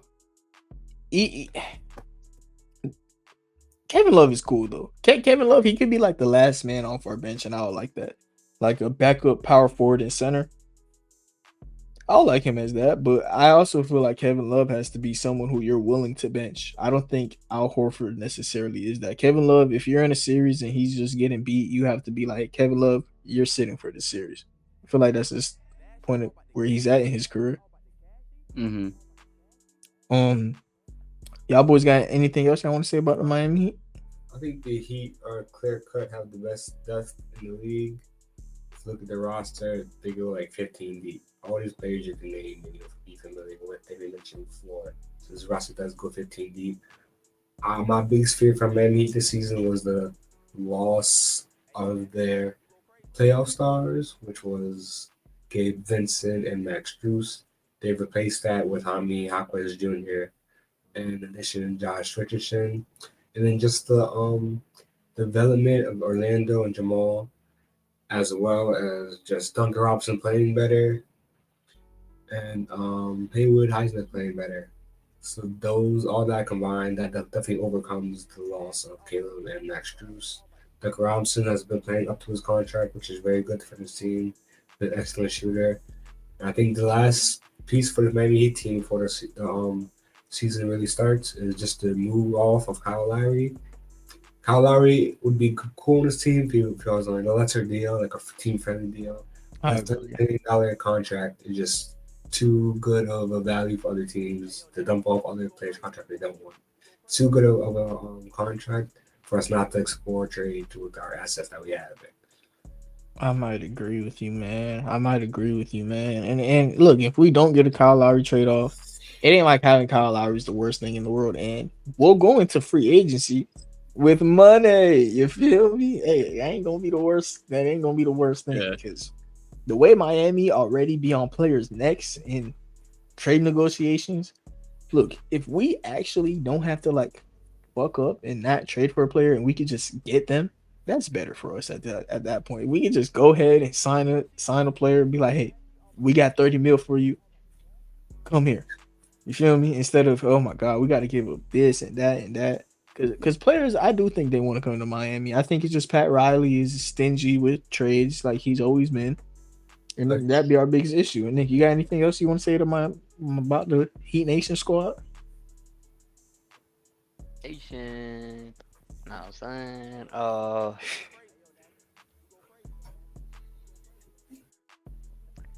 mean, Jimmy just needs to be healthy, man. I mean, I know you be saying he don't really give a fuck about the regular season like that, but he just needs to be healthy, man. I mean, I agree. that's really it. I mean, as long as he stay healthy, I think you guys are in a good position. But like I said in like the beginning of the season, I think this is your last chance, bro, for right now. Yeah, that's also I only touch back on your idea to explore free agency. I don't think that's the best idea for a Miami Heat squad right now. Another player that's on an expiring contract is Haywood Highsmith, and he's been a very big part of your success in Miami. So you're definitely gonna have to allocate some of that money to pay him, so I can get the biggest free agent star that you're thinking of right now. So I would like to explore a Kyle Lowry trade before the trade deadline. I think it's the best opportunity to utilize his contract and the assets picks you have to get someone that can help the team more in the playmaking aspect, especially. And having the Kyle Lowry, whoever we get back from Kyle Lowry and Haywood Highsmith on team friendly deals because it'll help the team. Going to be able to keep him and maybe even get someone that's not on as much expensive contract that's on a longer deal so that you can have money to pay Haywood Highsmith. And again, like with what they were saying, Jimmy Butler is old. This team does fall behind the back of Jimmy Butler. I think that this team goes as far as Jimmy takes them. He is getting there in age. I like to utilize his prime as much as possible before it ends. I don't know when that is, but I don't want to take risks to wait for next season and season after that. So, bit of a spicy / hot take. I just double checked. You were talking about free agency earlier, and we were talking about emo Jimmy, right? Jimmy's becomes an unrestricted free agent in 2026, right? If it's only 2023, so they still have 3 years. But if they keep missing trades and keep losing, what do you think is going to happen to Jimmy? I think this offseason Jimmy's getting an extension. Actually, he's been talking about he wants to come in and get. He said after Jaylen Brown got his deal, Jimmy Butler said, "I'm next." I think he mean it, bro. Like if Jimmy Butler goes to the table and says, "I need 300 mil," you might have to give it to him. Just, even though he's on the older end, how good he's been for y'all. If y'all don't give him 300 mil, I feel like he has every right to ask for a trade. That's what I'm saying. Like, I don't think he's going anywhere, but I'm just saying, keep your eye on it. Like I said, it's a spicy hot take, but like I don't think he's going anywhere. But at the same time, you never know what's gonna happen. So, nah, now he's getting 300 million. That's just that's a bad organization if he gets 300 million. He'll be at age 37 at that point. It's just stupid. There's no way you expect him to have this prime beyond the age of 38, 39, and 40. There's just no way.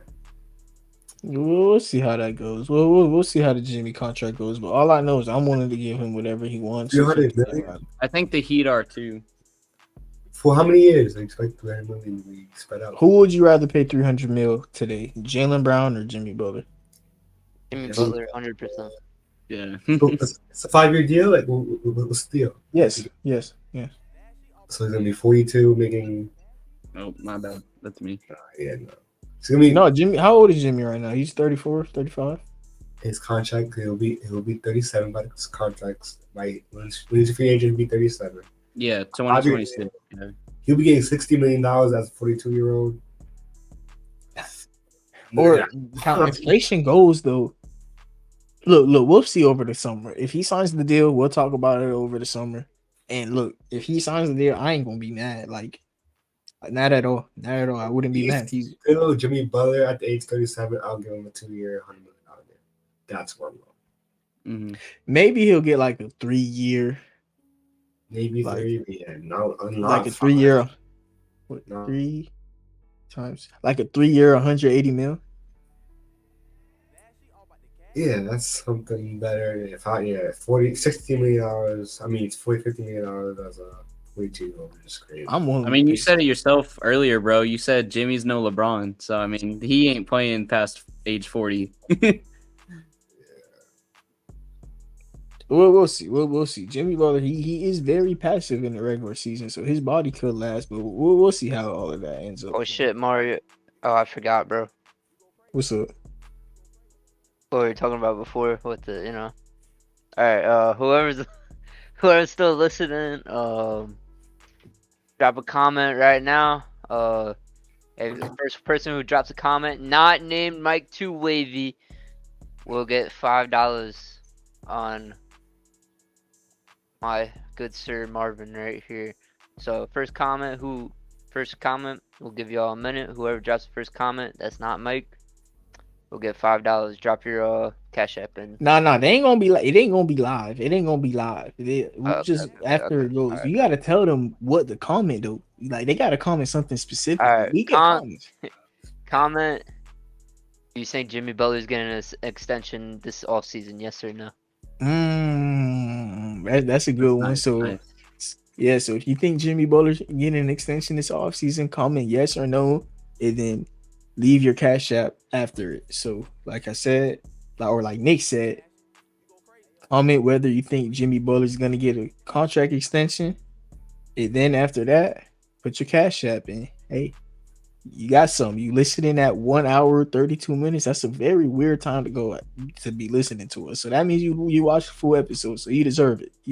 Yeah. And next thing I want to talk about is I actually forgot to say my 76ers mock trades. I cooked up some 76ers trades. I forgot to mention it while we were talking about the 76ers. The first one is it is this is my favorite one. This is the one I feel like could be realistic.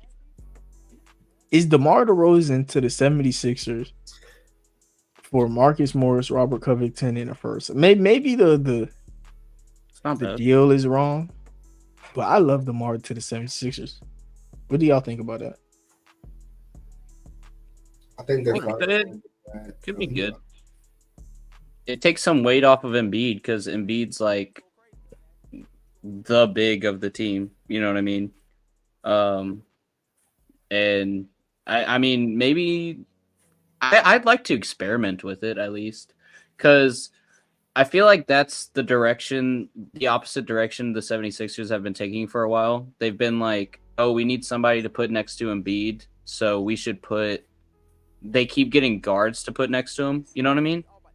Like they're like, oh, we need a guard to put next to Embiid, but getting DeMar, because DeMar, if I remember, is a power forward, right?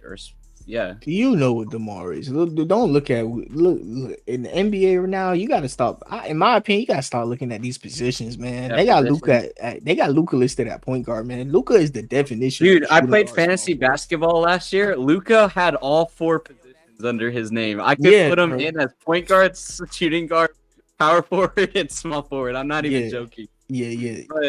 But yeah. But what I was gonna say, still, even though position, you have a good point. Positions at this point don't matter that much in the NBA. I still would like to experiment with it because the 76ers have just been trying to basically put as like they've just been experimenting with many different guards around Embiid. So I would like to go the opposite direction. Put like a power forward or another center with him. Pair him with another big rather than pairing him with a bunch of guards. See how it works. What I was thinking is Tyrese Maxey and DeMar DeRozan. Their biggest issues is defense, right? Mhm. So if you have a bunch of tall players next to Tyrese Maxey, similar to how the Sacramento Kings do with De'Aaron Fox, you can kind of cover that up a little bit. So I would move DeMar DeRozan all the way from power forward back up to shooting guard. I would put Tyrese Maxey, DeMar DeRozan, Kelly Oubre, Tobias Harris, and Joel Embiid as my lineup. You got a bunch of. It may not be the best defenders, but you got a bunch of size next to Tyrese Maxey as he Mhm. becomes the lead guard. And whenever they need someone else to call in the pick and roll situations, they could have DeMar DeRozan and DeAnthony Melton. I feel like that's a cool lineup. You know, DeMar DeRozan, him and Embiid are infamous playoff chokers. And DeMar DeRozan, the thing about him is that he's on an expiring contract. So your problem with James Harden and the reason you didn't pay him is because you said James Harden, you don't show up in the playoffs, right? Mhm. DeMar DeRozan, you can get him for low value because he's someone who infamously doesn't show up in the playoffs. And if he does that again, you just walk off from him. You don't sign him. His deal expired. You got off all that salary, and you go get some pieces in free agency. Yeah. And I like how you mentioned pick and rolls too, because I like that's DeRozan's like bread and butter. I have a whole video talking about just KD and DeRozan's pick and roll and mid range shots. Because Yeah. like DeRozan and KD are both mid range killers, bro. Yeah. Because you have Tyrese Maxey as a lead guard, and then whenever you need something else, you just DeMar DeRozan, Joel Embiid pick and roll, and Joel Embiid could even pop. Like, I feel like that would be a great play. What do y'all boys think about that trade for the 76ers? What was the trade again for tomorrow? It was a first round pick, Robert Covington, and Marcus Morris. I think you have to trade. I think you can keep Wilco. Yeah, I think it's a bad idea to get rid of Wilco. We can start as a power forward for some of the games. I think you can utilize for Korkmaz's contract or a Daniel House contract instead, or even a Nicholas Batum. Not Korkmaz. Korkmaz can get it done. Marcus Morris, Korkmaz can get that done. I guess. Anyway. Yeah. Jaden Springer, that's enough money to get DeMar DeRozan. First round pick, I think that's the max value he is worth right now. At least Me too. Me too. Yeah, so I think I want to go anywhere above that. So that definitely works out for the Chicago Bulls. They keep the expiring contract, so they don't have to take on the deals that they don't want or extend the DeMar DeRozan contract. So that's pretty good for them. They're able to spend it during the offseason and they get a pick, which they'll be needing with their rebuild. As far as 76ers, I do like how the scoring flow is distributed on Sixers right now. I would not a big fan of DeMar coming in and messing that up, but he could be a clutch performer for us, which Embiid does struggle with sometimes. Just having DeMar there definitely could help, and especially him not ruining the team as far as removing important pieces on our team. He's not really moving anyone, and we really need important. So we can even put him on the bench if we wanted to. If we lose them all, it's not a big deal, basically. So I think for that reason, I would probably I would do like a trade just for to have them on the team and not lose much. But I don't think he's a needed part. I don't think he's the best option we can get as far as a aspiring player that we can. Yeah, I don't think he's the best deal we can get for the Marcus Morris contract.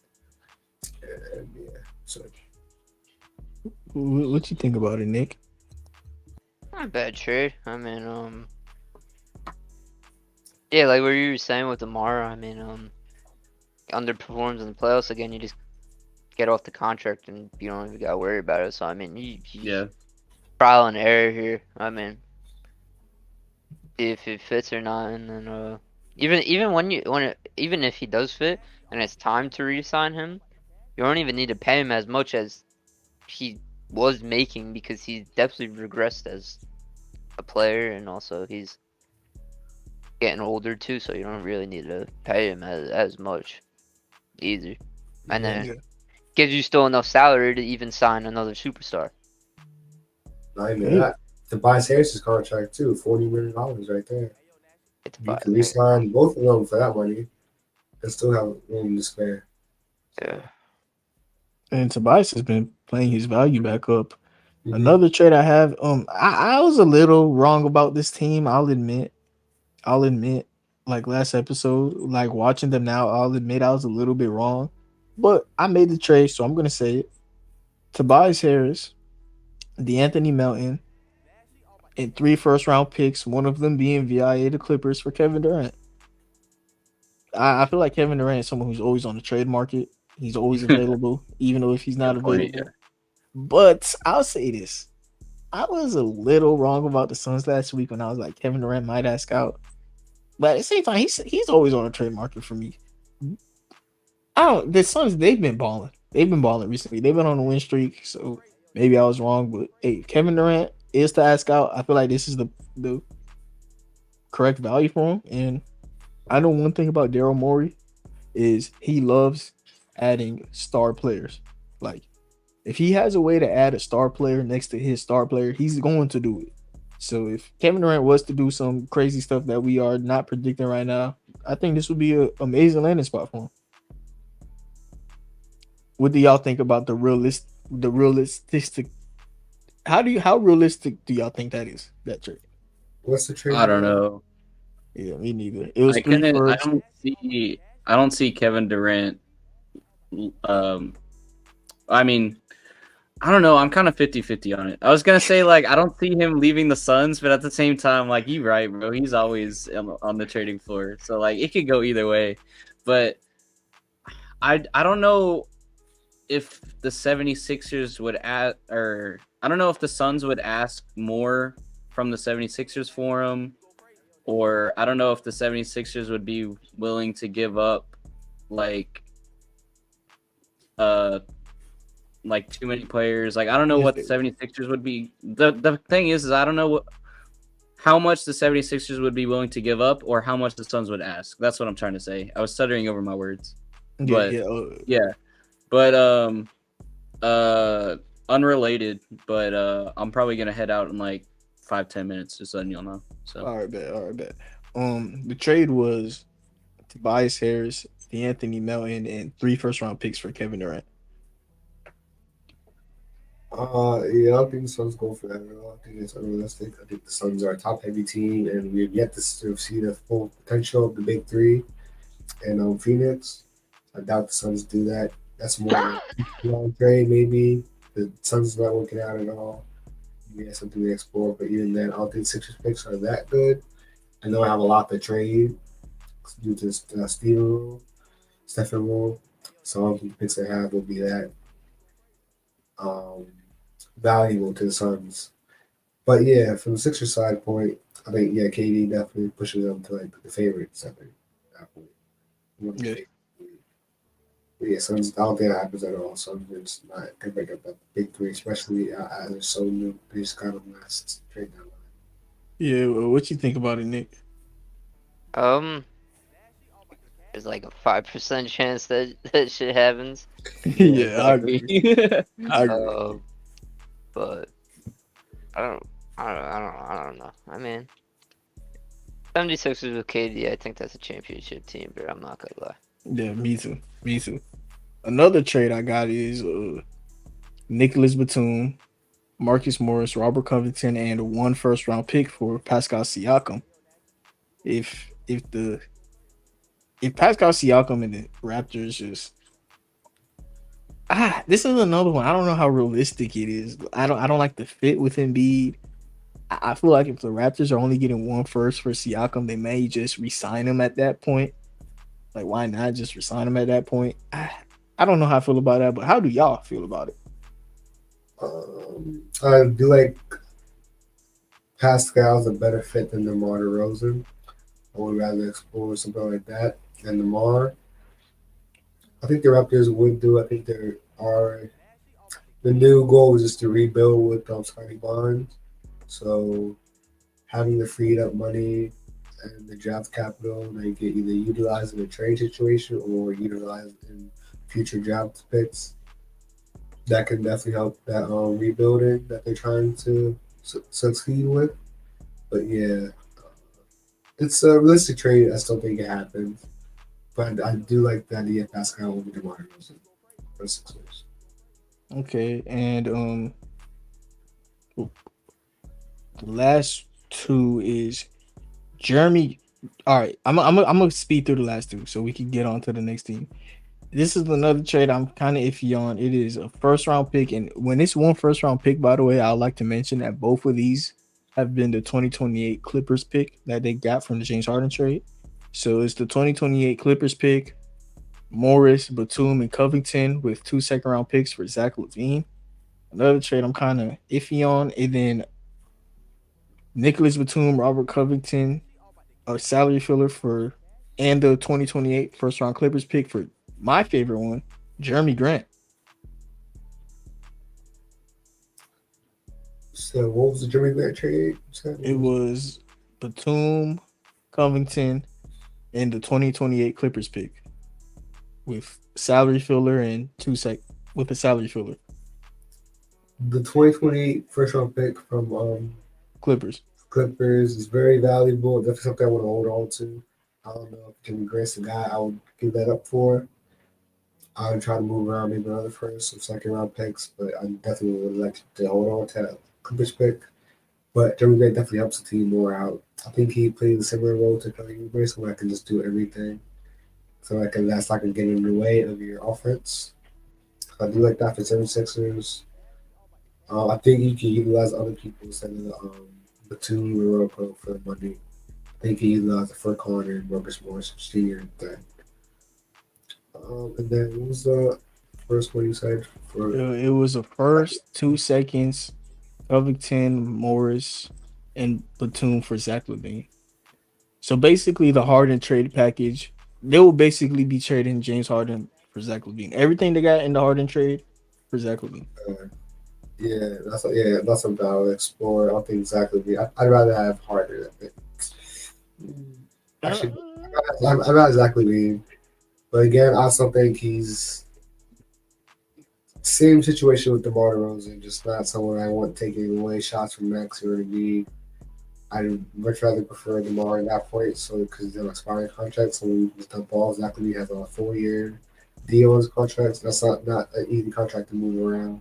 So much rather have DeMar in that sense, but yeah, not the best fit. Something I think they can explore something better. But yeah, Zach LaVine just takes away shots from the team, which I'd rather not have. All right. Yeah, I kind of agree with you too, Larry. And I'm kind of off topic. Nick, I have not been able to find your top 5 power forwards in the West thing. I've been looking for like 2 weeks. I'm done looking. We just gonna redo it at this point, man. We may as well let Nathan do it, I guess. At another time. I don't know. Hey, Nathan, you think you can get a list of your top 5 power forwards in the West, and then you dip after that? Yeah, give me just a sec. Nick, I've been looking for. I gotta remember who the fuck is in the West because so many people have moved around. On KD. Fuck. How LeBron, many people have KD, moved around? I gotta Zion, remember. Jaren Jackson. LeBron, KD, Zion, well, Cat, Draymond, I'll give Victor. Victor is definitely going to be up there in the later years. But Lowry Markkinen. I will say that I don't think Anthony Davis is up there because of injuries. So. He's a center either way. Yeah, but I know that they've been like using him sometimes at the power forward position with Braun. I will say LeBron is up there because he's LeBron, even though I still think Michael Jordan's better. You can hate me all you want. Fuck. I can't think of. I'm like put on the spot right now. I can't think of power forwards. What are some names that you said again? Sorry. No, I got you. I'll just keep thinking out loud, and I got you in the private chat. I'm finding names for you. Here, I'm gonna pull up the NBA app and just fucking go through rosters and see if that helps. I put all the contestants for you. I put it in the private chat. Those are. Oh, okay. 1, 2, 3, 4, 5, 6, 7. Yeah, these are about the 8 names, and you just These Okay, so in order based on what you gave me, I gotta go Braun, Durant, Larry, Lowry. And then Green and Cat. Just because You said Durant, right? Yeah, I said Durant at 2. I said Braun, Durant. Oh, you just gave me JJJ. Okay.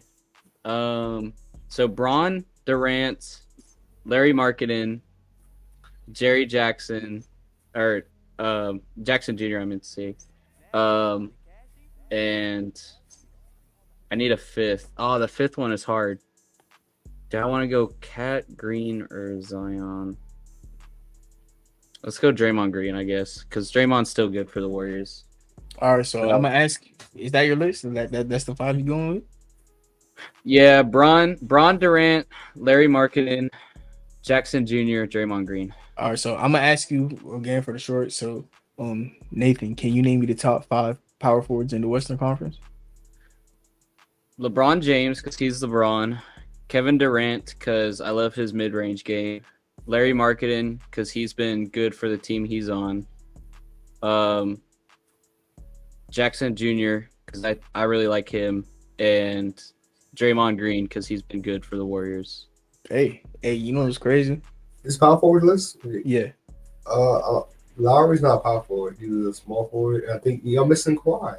Like, who's a power forward? Kawhi is a small.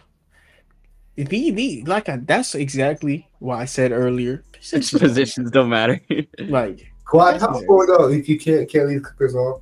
I think we put Kawhi on the small forwards one. It's the same thing as AD we were just talking about a second ago, where AD is like a power forward and a center, but because he's playing with Braun, everybody says he's a center. Yeah, I'm looking right now. Kawhi was Nick's second best small forward. Yeah, he's a small forward. I say he's a small right now. It is Kawhi right now. It is. Their starting lineup. It does have Kawhi. I like Zion, but the problem is he like never plays. Gordon, I never really paid attention to. Zion plays now.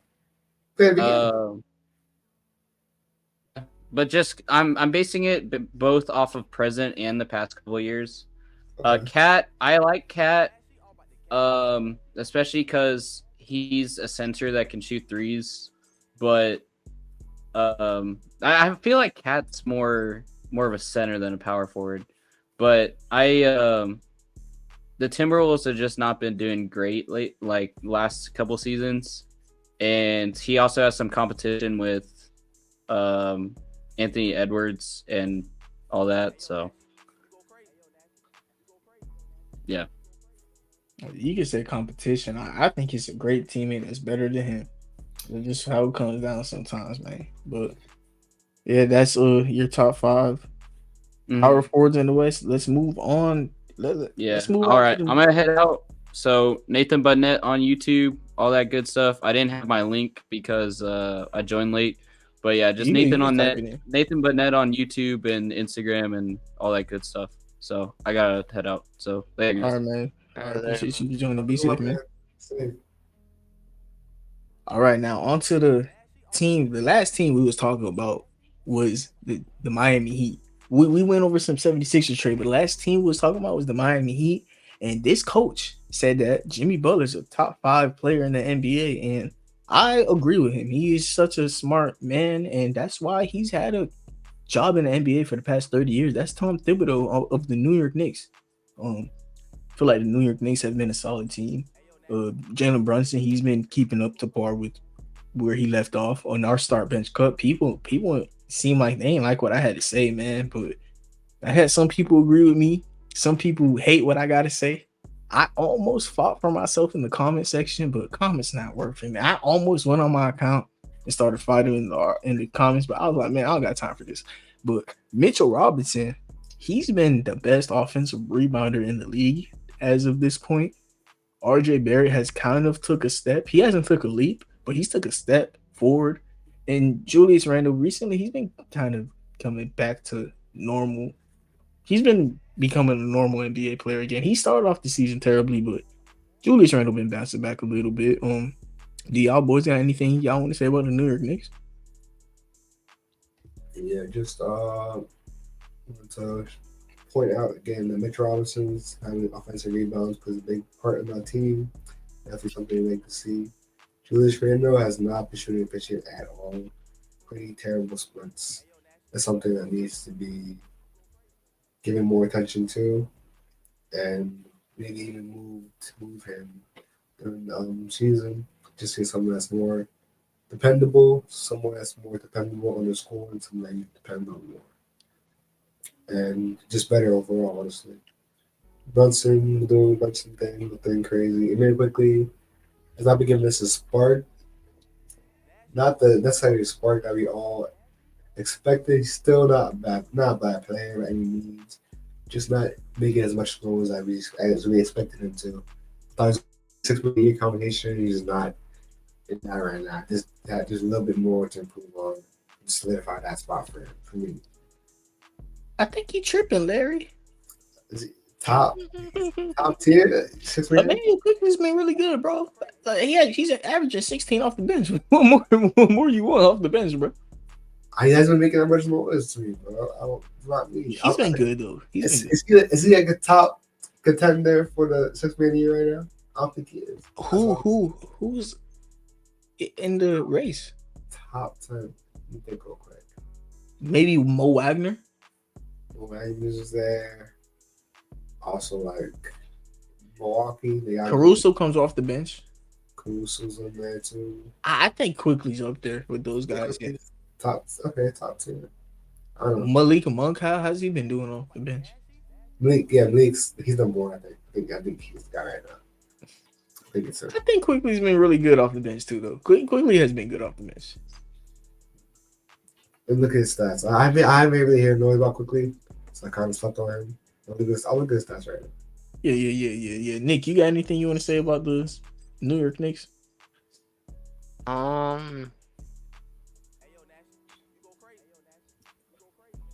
I don't get that much myself. To be honest. Not in particular. I mean, there's nothing really. To me, the New York Knicks are looking exactly. This is the exact team I thought they were. Just Like- mid. Yeah, there's no surprises on the New York Knicks for me. Only thing. IQ's up there. No lie. Yeah. I haven't heard any noise from him, so I expect he wasn't doing good. I'm mistaken, ladies and gentlemen. Yeah, Quickly be cool, but my question for y'all, since I'm blanking out on the Knicks, I don't really got nothing to say about them, is what should they do? Like, should they buy, hold, or sell? To who? Next? Yeah, should they buy, hold, or sell? Like, should they sell their team? Should they keep the team how it is, or should they buy, like, go for like a cat trade or something? Bye. I don't think the team. Yeah, I think you go for You go for another superstar. With Julius Randle being that big of a part on your team, playing that big of a role, I don't think he can go deep in playoffs. I don't think he fits there, and that's gonna be a problem. I may agree with y'all, but like I just don't see like what do they. I don't see a trade they make or what do they do. Like I just don't. But on to the next team, man. Yeah, I don't got that much to say about the Knicks myself. The Indiana Pacers. The Indiana Pacers. This is another team. Do y'all think they should buy or sell? If they want to compete, buy, but if they just want to What Build would you up do as the more. GM? build up more, I think they should just build up more. I don't think go for it this year. I think they have build up more, a little bit more. Let the team, let Buddy Hield's contract expire, see what to do with the money, and just watch how the team works. Because this team is still new. Obi Toppin's new. Benning Matthews is on his second year. Bruce Brown is a new player, so I think you just gotta let this team mold more to more of a defensive side of the ball. They've been good on the offensive side, but then that might go away with Buddy Hield leaving in the offseason. So definitely just mold the team more and buy after that. You guys already did contend. That's what I would do about the GM for the Pacers. All right, so you will hold. You will hold for now. What about you, Nick?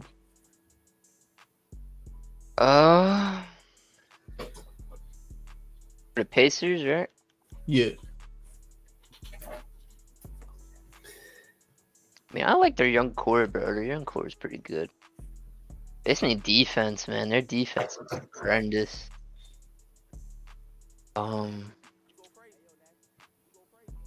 Maybe try to get somebody like Jonathan Isaac, maybe like what you're talking about Yeah. before more. I mean, that's the only thing I could really see. I mean, I don't know. If I'm the Pacers, dude. All right, I've mentioned this guy being my favorite player in the NBA a lot of times on this pod. I've mentioned how I love him a lot. If you could like move on from Benedict Mathurin and get like OG, like you give him Benedict and picks, bro. I feel like you gotta try and get someone like that on this team, man. Miles Turner is way too good of a defender for them to just have no. The problem with the Indiana Pacers is they have no wings. They don't have a wing. Bruce Brown, the reason he did so well on the Nuggets from the Brooklyn Nets is on the Nuggets he was playing backup point guard. He was playing guard. Now they're having him go back to where he wasn't doing that well with the Brooklyn Nets at small forward. Like, I feel like that's kind of a bit of an issue. They have Bruce Hield and Benedict Mathurin like as their forwards. I feel like every single one of those guys are a legit shooting guard or a point guard, even in Bruce Brown's case. I feel like that's why their defense has been so bad. They got a bunch of point guards and shooting guards playing the wing positions. Miles Turner isn't a bad defender. If you got to get some point of attack defenders at this point. Tyrese Halliburton, he's a good defender, especially for how good he is on offense. Tyrese Halliburton is someone who you live with on defense. They just need some wing defenders bad, man. Like point of attack defense has been atrocious for them. The teams are scoring 150 points easily against them. Or if 150 is too much, 130 no matter what. Teams have been scoring in and out. I've been seeing teams score 130 on the Pacers in and out. And like they can keep up with it, but like, do you want to keep up with that? Like, damn. So I would buy like Jonathan Isaac, OG Anunoby, even though OG is very unlikely. If I'm the Patriots, I may overpay for him. Why not? I got Tyrese Halliburton who looks this special. I have Miles Turner who I know is great on defense. Why not get a special defender in OG and build that around with Tyrese Halliburton, and then at the small forward, at the power forward and shooting guard position, for the rest of your future, you can get a bunch of 3-and-D players. And I feel like Tyrese could work with that. If you were to just get, I don't know, like let's say in hindsight, you keep Buddy Hield, right? And you trade for OG. You have a lineup of like Halliburton, Hield, OG, Miles Turner, and you get you another spot up 3-point shooter at power forward or something. or you got Jerish Walker and Obi Toppin. I feel like they have to trade for a point of attack wing at this point. Y'all boys got anything else I want to say about the Indiana Pacers? That's it. All right, the next team I want to talk about is another team. Buy, hold, or sell. Like we're at the point of the episode where a lot of these teams they're like the this is like the playing teams. Yeah, these are the playing teams. Matter of fact, the Cleveland Cavaliers. You got Darius Garland, who's this year so far he's been hurt, but like it doesn't matter. Donovan Mitchell's on the last year of his contract on a team that he didn't want to go to. I don't care what the excuse is. All I care about is Donovan Mitchell right now. And it's very possible if the Cavaliers disappoint again in the playoffs, Donovan Mitchell is out of there. And it's not even like he has any connections to this team. They traded for him and he leaves. He has no reason to stay here. Like this is he go to New York where he wanted to go. Exactly. This is very reminiscent of Paul George to me. You remember when like Paul George got traded to the OKC Thunder and we were like, he has no reason to sign back? Like, that's how I'm looking at this Donovan Mitchell thing right now. If he signs back, hey, cool for y'all. Shout out to y'all. I'm happy for y'all. But he has every right to leave if he wants to. Yeah, 100p. So, like, what do y'all think the Cleveland Cavaliers should do? Wait until off season. I don't think they have the offseason to wait till, Nick. I don't think so, man. I think that's too long. They have to get this situated right now with Donovan Mitchell.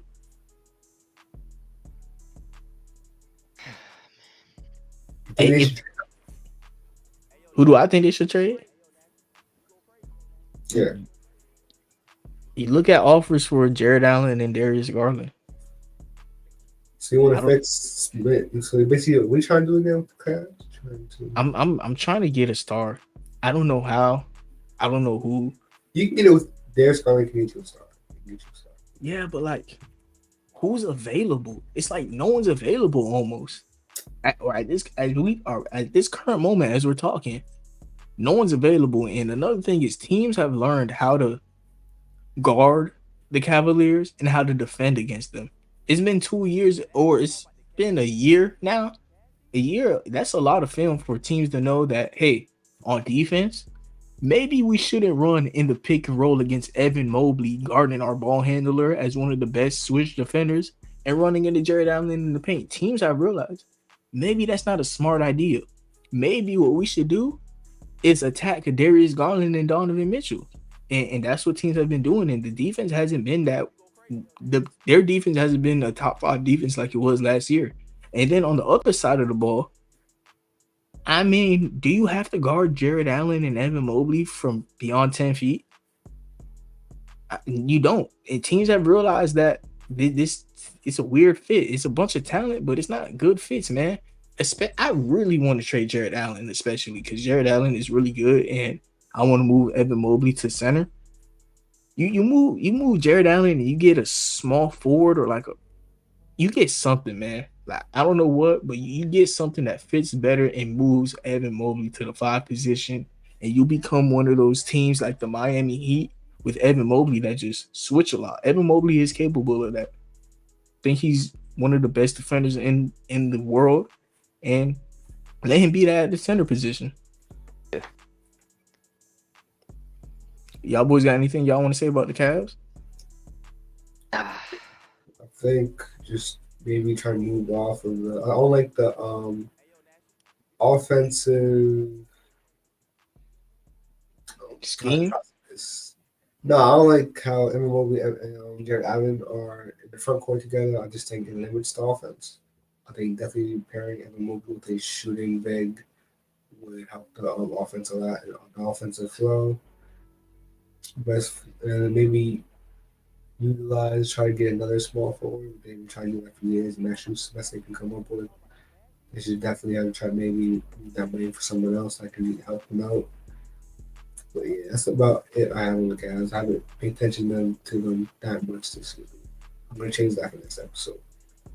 Yeah, no, Cavs is one of the teams I've been locked in on just because of the storylines with them and like I'm really into Donovan Mitchell because I feel like we were talking about Kyle Lowry's expiring deal is synced with Donovan Mitchell's expiring deal. If we could just sign if we could sign Donovan Mitchell, I think he would come. If we could just straight up just sign for him, because 2 years ago when he requested a trade, he requested a trade to the Heat and the Knicks. Like I hope y'all remember, every time a star player asks for a trade, they don't. It's always the Heat and someone else. It's always the Heat and the team that they most likely to go to. All right. But Donovan Mitchell, he was very interested in going to the Heat, and Bam Adebayo, Jimmy Butler, and Donovan Mitchell, they were running in the Miami Rex for the whole offseason. Like that's how he was getting into shape. That's how the Miami Heat were getting into shape. They were getting into shape with Donovan Mitchell and him on the Heat. I would love that fit, my boy. I would love that, my boy. I would love that. You feel me? I love that. And Max Strus talking about Heat Nation on the Cavs. Max Strus, man, he been balling, man. I'll say this. I was shitting on him a little more than I should have. Like he's been proving me wrong a little bit. He's been making me shut up a little bit. Max Strus, man, has been solid for the Cavaliers, especially when I was doing the Giannis Dame pick and roll frequency thing. I've seen that Max Strus has been one of the best pick and roll players in the NBA. He actually, in watching the games, after seeing the stat, watching the games, you start to see it more. You feel me? And Max Strus, if you watch, he sets good screens for the Cavs. Like they have cool plays for him as a screen setter with Donovan Mitchell and Darius Garland as he pops, and it's been working amazingly for them. But something has to change in Cleveland. I don't know what it is. I personally would pick Jared Allen. I think something has to go in Cleveland. And it's crazy because we were talking about this when G was on one of the episodes, and I was disagreeing with him. But now, as time's gone, I agree that Jared Allen, he gotta go, man. The next team we got is the Atlanta Hawks. This is another team. Don't have too much to say about them. Trae Young's been Trae Young. DeJounte Murray's been DeJounte. And Jalen Johnson's been the most improved player candidate. Is this a team that y'all think should make a trade to move up in the Eastern Conference, or y'all think they should stay packed at how they is? Honestly, they should make a trade. I mean, they have to at this point. I mean, I don't think they're in contention. They don't have the right team around them. I mean, this is a time where you make a trade for a star player, maybe, and if it don't work out, I don't know, man. Get rid of DeJounte. Obviously, you're not gonna get rid of Trae Young, but I think with DeJounte there, I think it messes up Trae Young a little bit. I think there's pros and cons to it. I think Trae Young, he has to be able to play off of another player though. Like this is the Atlanta Hawks. This isn't the Atlanta Youngs. You feel me? Like he doesn't do that bad with DeJounte though. I think him and DeJounte isn't the problem. I think the problem is both of those guys are being asked to be an option higher than they are. I think DeJounte Murray is a third option on a championship team. Trae Young is a second option, and they need to find them a number one somehow. I think that's the problem with the Atlanta Hawks. Trae Young is being misutilized as a number one option. I think he's a great number two, though. Just how do they get a number one? I don't see it. They're on the best contract situation, contract situation, and get the star player return, so I can get number one on that team or even a number two. I mean, I don't see how they can improve on that end. Let's say get rid of Jonte Murray, or they got Clint Capella or something like that. But at that point, I feel like you're dismantling the team a little bit too much for them to compete. So I think Hawks, I'm not completely sure what the path move is. I think should let AJ and Jalen Johnson keep doing what they're doing. Maybe come back to this around the trade deadline if you want to make another move. But right now, I think just let it flow. Just let it Yeah, keep going at this point. I would have making moves right now. So Yeah, because the movie I'm thinking about is over the summer. The Atlanta Hawks, I might just hold on to what yeah, I got for real. Because over the summer, moves I'm looking at is Brandon Ingram or Jalen Brown. Because I feel like Trae Young isn't a number one option, and he's being asked to be a number one option. Same with DeJounte, but I don't know how those deals will work. But if you could somehow just find a way to make Trae Young the number two on this team, I think that should be their goal. Either Atlanta Hawks, you got to find a way to make Trae Young a number two option if you want to be a championship contender. Anything else you want to say about this team? That's it. Yeah. Yeah. The Toronto Raptors. Anything we got to say about Toronto Raptors? Scotty Barnes has been improving. OG Anunoby's been exactly what we think. Pascal Siakam. Maybe this is when you finally move on from bro. And the direction of this team. What do y'all think? Who do y'all think they should move out of those three players? Scotty, OG, or Siakam? Either OG or Siakam. In my opinion.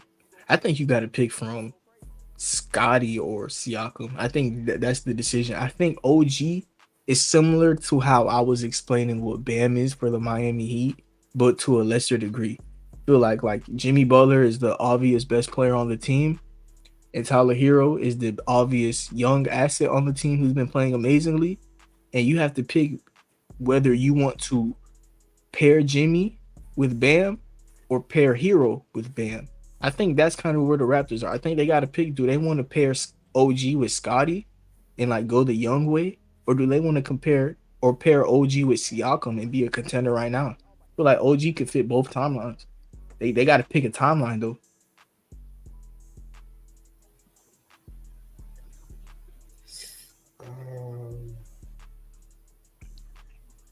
I'm not sure, to be honest with you. Something's on it. Nick, you have anything? I think they got to move on from Siakam, man. Yeah, that's And I think they waited too long. Like his value is just going down every day. It goes because he's on an expiring deal. Every day you wait, his value goes down and down and down. To the point where you might just resign him instead of trading him for what you gonna get. Yeah, I think I'm not sure exactly Pascal would go at this point. I think they need to search for that. But as of right now, yeah, just try to just play him, get his value up, see how many offers you get at the deadline. I do think that he is a player that team will try and negotiate for at the trade deadline, near the trade deadline. So I think he needs a solid package in return for him, even though he's on the expiring contract. What do y'all think about Pascal on the team that we just talked about, the Atlanta Hawks? I wouldn't be a bad fit either. Not mad at it. Just the money situation. You would have to give up Bojan, Yeah. Bogdan. Yeah. Bogdan, and Hunter. Bogdan or Hunter. but I feel like yeah, I mean that could work. I guess you put Hunter at the 3 for Toronto, and then I don't know where you're gonna put Bogdan. Is that 6 million? Oh, maybe yeah, that could work. No. At that point, the Hawks keep Bogdan. I feel like you have to give Bogdan or Hunter, not both, because I feel like Yeah, do both. The money.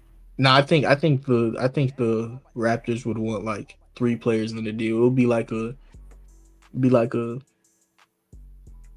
Hunter, AJ Griffin, another young player to get to the salary, and like a first. I think you can get rid. With the Pascal expiring contract, I think you can manage to get him with Bogdan picks and then Hunter. Yeah. That's enough. AJ is getting expensive when you look at Siakam's expiring deal. But if the Raptors, you know how teams are, they will trade for a player, and before the trade they'll like negotiate a contract. Mm-hmm. Yeah, I think it works. I mean, that could happen as well. Yeah, I don't got nothing. Yeah, we're getting to the boring part of these teams. The Brooklyn Nets. I almost didn't want to talk about the Brooklyn Nets. I mean, Mikal Bridges has been shooting dog shit from three. And I think that's going to change. He's too good of a 3-point shooter for him to keep shooting that bad. Lonnie Walker has been balling. Wish the Lakers would have kept him. I know they do. Cam Thomas would have been the talk of this team, but he's hurt. Like, ain't nothing to talk about. Ben Simmons, he's hurt. Ain't nothing to talk about. Nicholas Claxton, he's hurt. Ain't nothing to talk about, man. Like Brooklyn Nets, they hurt, man. This team is good. This team doesn't look too bad on paper, but just with injuries right now, they're just holding them back. What they're supposed to be. A good amount of their starters are out. A good amount of their benches out. The main part of their rotation is out. So there's not a lot to look at or analyze right now. I mean, I guess, yeah. Now we get into the last 4 teams of this episode, and I think these are the teams where it start getting better. These are the teams where like now we got the Charlotte Hornets with LaMelo Ball, who's been absolutely hooping. How's been? I was always a LaMelo fan. How y'all feeling about LaMelo into this season? Hey, and Nick, LaMelo or Darius Garland? Didn't I tell y'all about LaMelo and y'all was like, nah. He's just flashy. I'm saying, bro, like I'll be hating for no reason. But no, I'm definitely taking LaMelo over Darius Garland. But put in perspective, the Ball brothers, they're just always hurt, and it's going to always be that. So get healthy soon, bro. GG's. If LaMelo's not healthy for the Hornets are literally just fucked. Until Brandon Miller becomes a dog. Yeah, Melo's been great for them. Put on a show with Charlotte, giving them a reason to watch the team. Also, want to do a highlight Mark Williams. He's been pretty good, and with Miles Bridges, him coming back. Not missing the whole entirety of last season. He's been pretty good for that. He watched him fell off a little bit, but he's still a good part to the team. Kerry was injured for a while. I'm excited to see him come back. Just see what he's probably gonna be a trade asset by the deadline, but he needs to play to get his value up to par. Gordon Hayward, that's finally going to expire this year, so they can move some money for the offseason, maybe improve this team a little bit. But so far, they're going to be bottom of the conference team. I don't think LaMelo's going to be. When the rest of the team is going to elevate to the level of a playoff performing team, I don't think it's going to happen this year. There's going to be a mid-level team at the bottom of the conference. Not much. Finish what you're saying? That's it. In my opinion, the Charlotte Hornets, I love this young core. I actually do. As much of an asshole Miles Bridges may be, he's a really good basketball player, man. And him and LaMelo, they fit so well together. And when LaMelo got hurt that day, I was watching the game, and Miles Bridges, he literally just stood up and took the number 1 scoring role. And then Mark Williams, he's a very good fit next to LaMelo. He's a lob threat center who's gonna grab rebounds. You feel me? Play the paint, Clint Capella. And then you got Bridges, who's an amazing fit. I already mentioned him. And Brandon Miller, he's been balling, man. Brandon Miller actually looked nice. He looked real good. Brandon Miller has been looking really good. And if you could have a lineup where Brandon Miller is your starting shooting guard, that's toxic. Like, I can see why he likes Paul George so much. Like, I can see why he named Paul George as the greatest player of all time. You know that was bullshit. Paul George is not my GOAT. I could see the Paul George comps, man. He's a 6'9" shooting guard forward who's a really good defender, and he has a smooth game. Like B Mill does have that. He's like skinny and long right now, so like there's times where it look like Aki kind of, but Brandon Miller's an amazing fit next to LaMelo Ball. He straight up is. Y'all boys got anything else y'all want to say about the Charlotte Hornets? Yeah, Miller's definitely been off the radar for a lot of the NBA community just because of Chet and Wembanyama being here. But yeah, any other year he would be in that Rookie of the Year conversation. Yeah, I agree with you. Brandon Miller, keep doing what you're doing. Charlotte Hornets, as long as LaMelo got it, he has the same like start to a career health wise as Stephen Curry did. These ankle injuries are getting scary, man. He just got to do it. He got to do what Stephen Curry did. He got to wear the ankle braces, dude. I mean, last year he got shut down because he had 3 ankle sprains around this time of the year. The year before that, he had 2 ankle sprains. Like, since he's gotten in the NBA, there's at least 5 ankle sprains off the top of my head that I remember. And it's probably been more. At this point, wear the ankle braces, bro. Like, I know it's probably going to be weird at first, but you know it's going to be even weirder having someone who we know is almost a Hall of Fame level player not making a Hall of Fame just because of ankle injuries. Like, I want LaMelo to start wearing some ankle braces, dude. He is way too good for us to lose him anytime soon. Like, he should be in the NBA for the next 10 to 15 years. Yeah. Because, Stephen Curry, dude, I remember his first, 5 years. It's like he was so good. But those ankle injuries, man, he just wasn't playing it. And I'm getting scared with LaMelo, man. The ankle injury stuff. And ankle injuries, you never recover from them 100%. Those are a lifetime injury.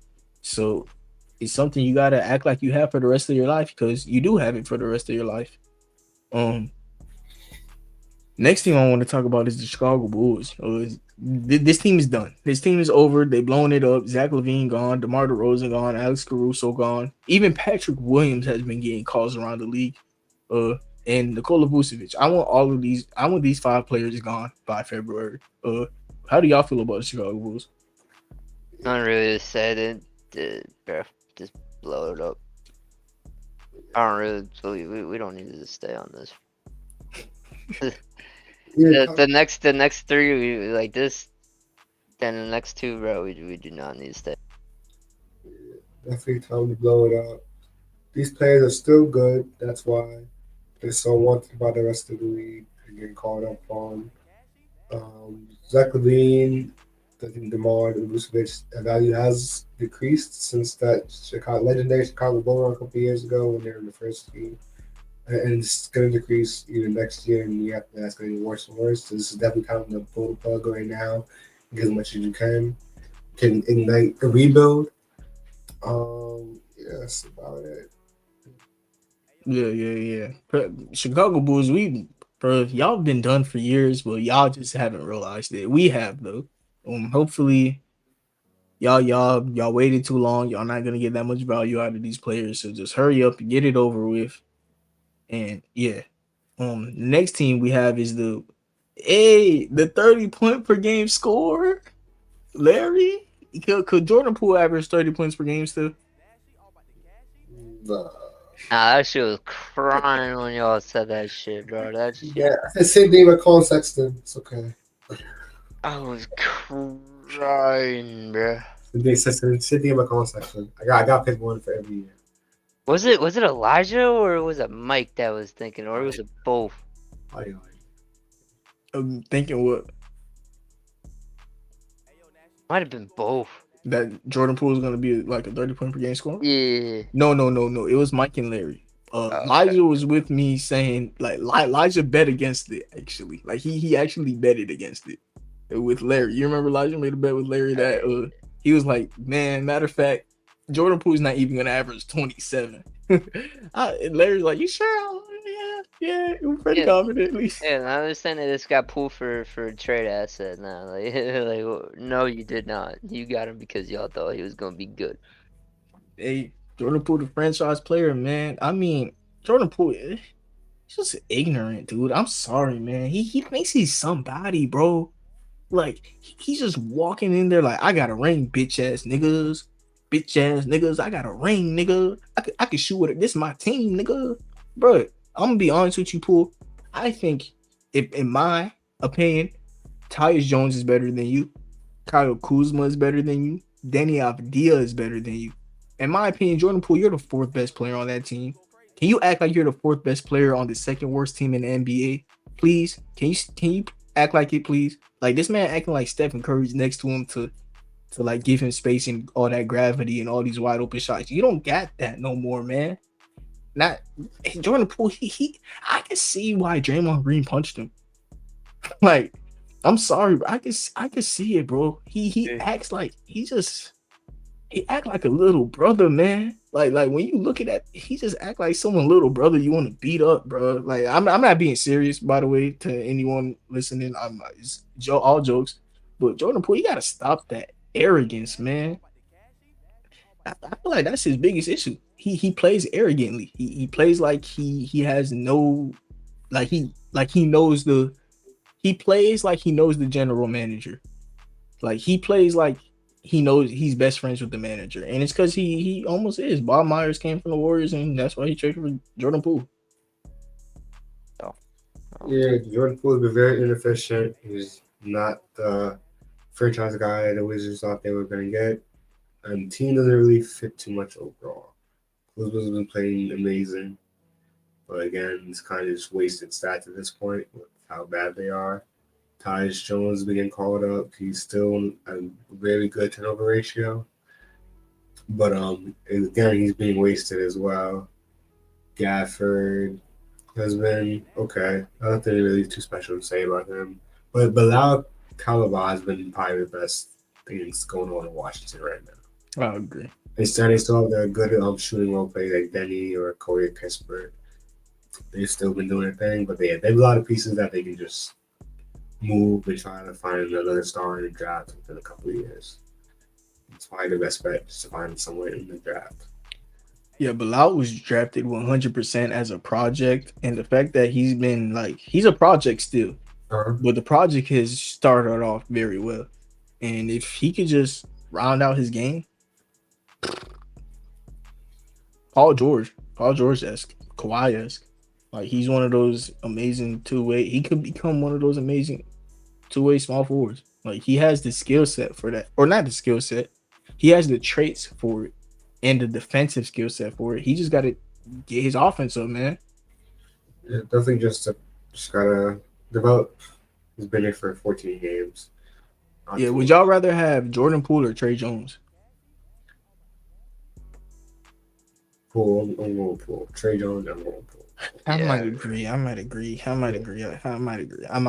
you on that. And last team we about to talk about is a team that I think should trade, or if you meant Tyus Jones, by the way, on the Washington Wizards, I would go with Tyus Jones.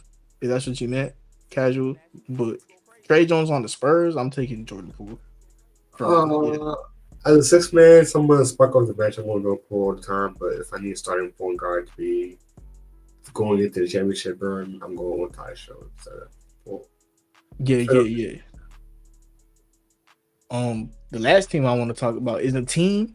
Believe it or not, I think they should trade for Jordan Poole. Is the Detroit Pistons. If the Wizards, check me out, Wizards, listen to me. If you could find a way that the Detroit Pistons are dumb enough to give up Ivy for Jordan Poole, do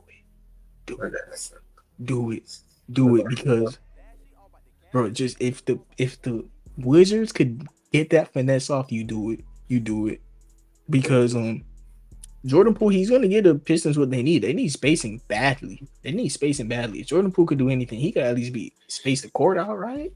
And then the Pistons don't got nothing else better to spend their money on. You have a starting lineup of Cade, Poole, Asar,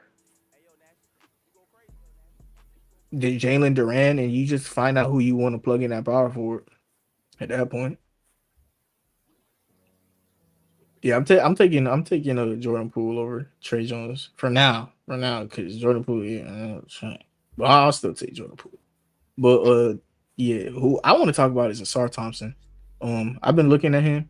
Asar Thompson, he reminds me way too much of Sean Marion, Andre Karolinko.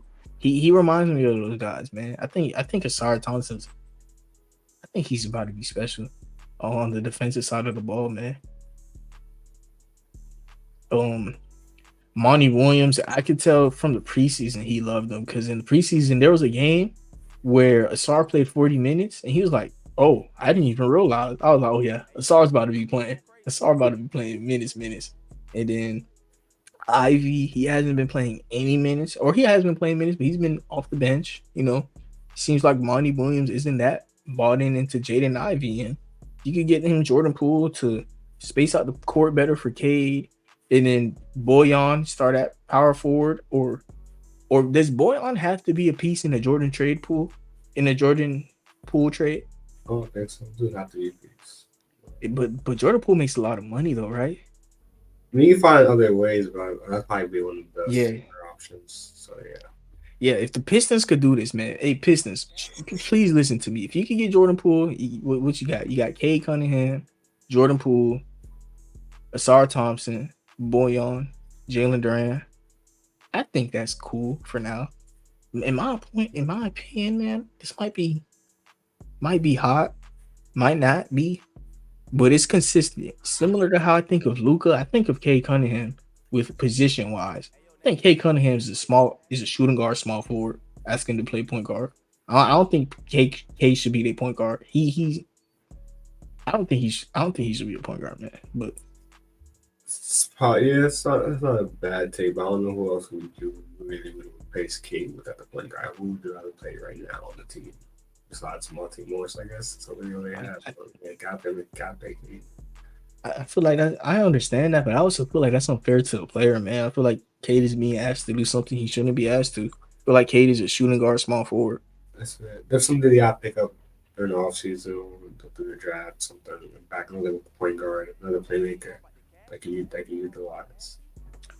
Casual. What I'm talking about is Cade Cunningham. I feel like I know you're high on Cade Cunningham, but you gotta remember you're high to the point where you have a little bias because you said you'd rather have Cade than LaMelo this year. So you gotta realize you love Cade.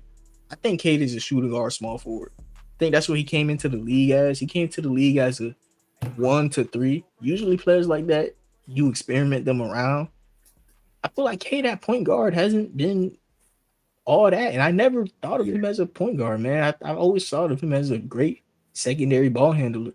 I feel like you just let him get into his bag of scoring. Let him play shooting guard, small forward.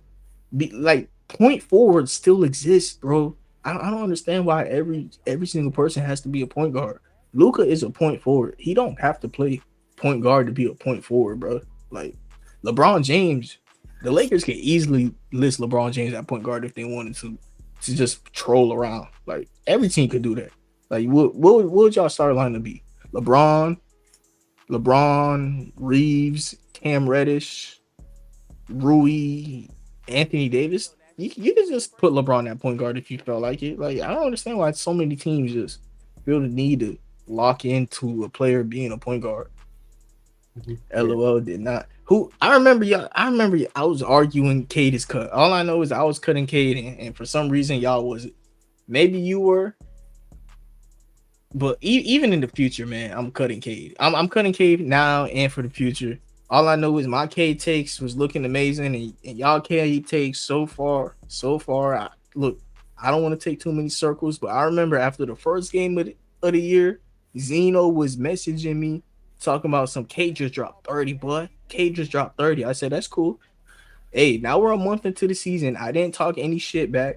Hey, tell Zeno that I said that LaMelo Ball has been fucking hooping while Cade Cunningham is in dust territory. All right, I ain't gonna say the real word, but he's in dust territory. He keep playing like how he's playing. Anything else y'all boys want to say before the episode now?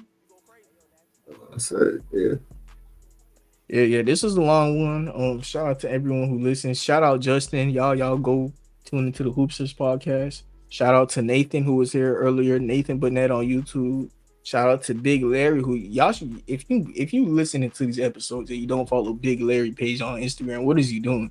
Like y'all listen to this man insights on basketball too much to not follow the page. And yeah, exactly. And shout out me and Nick.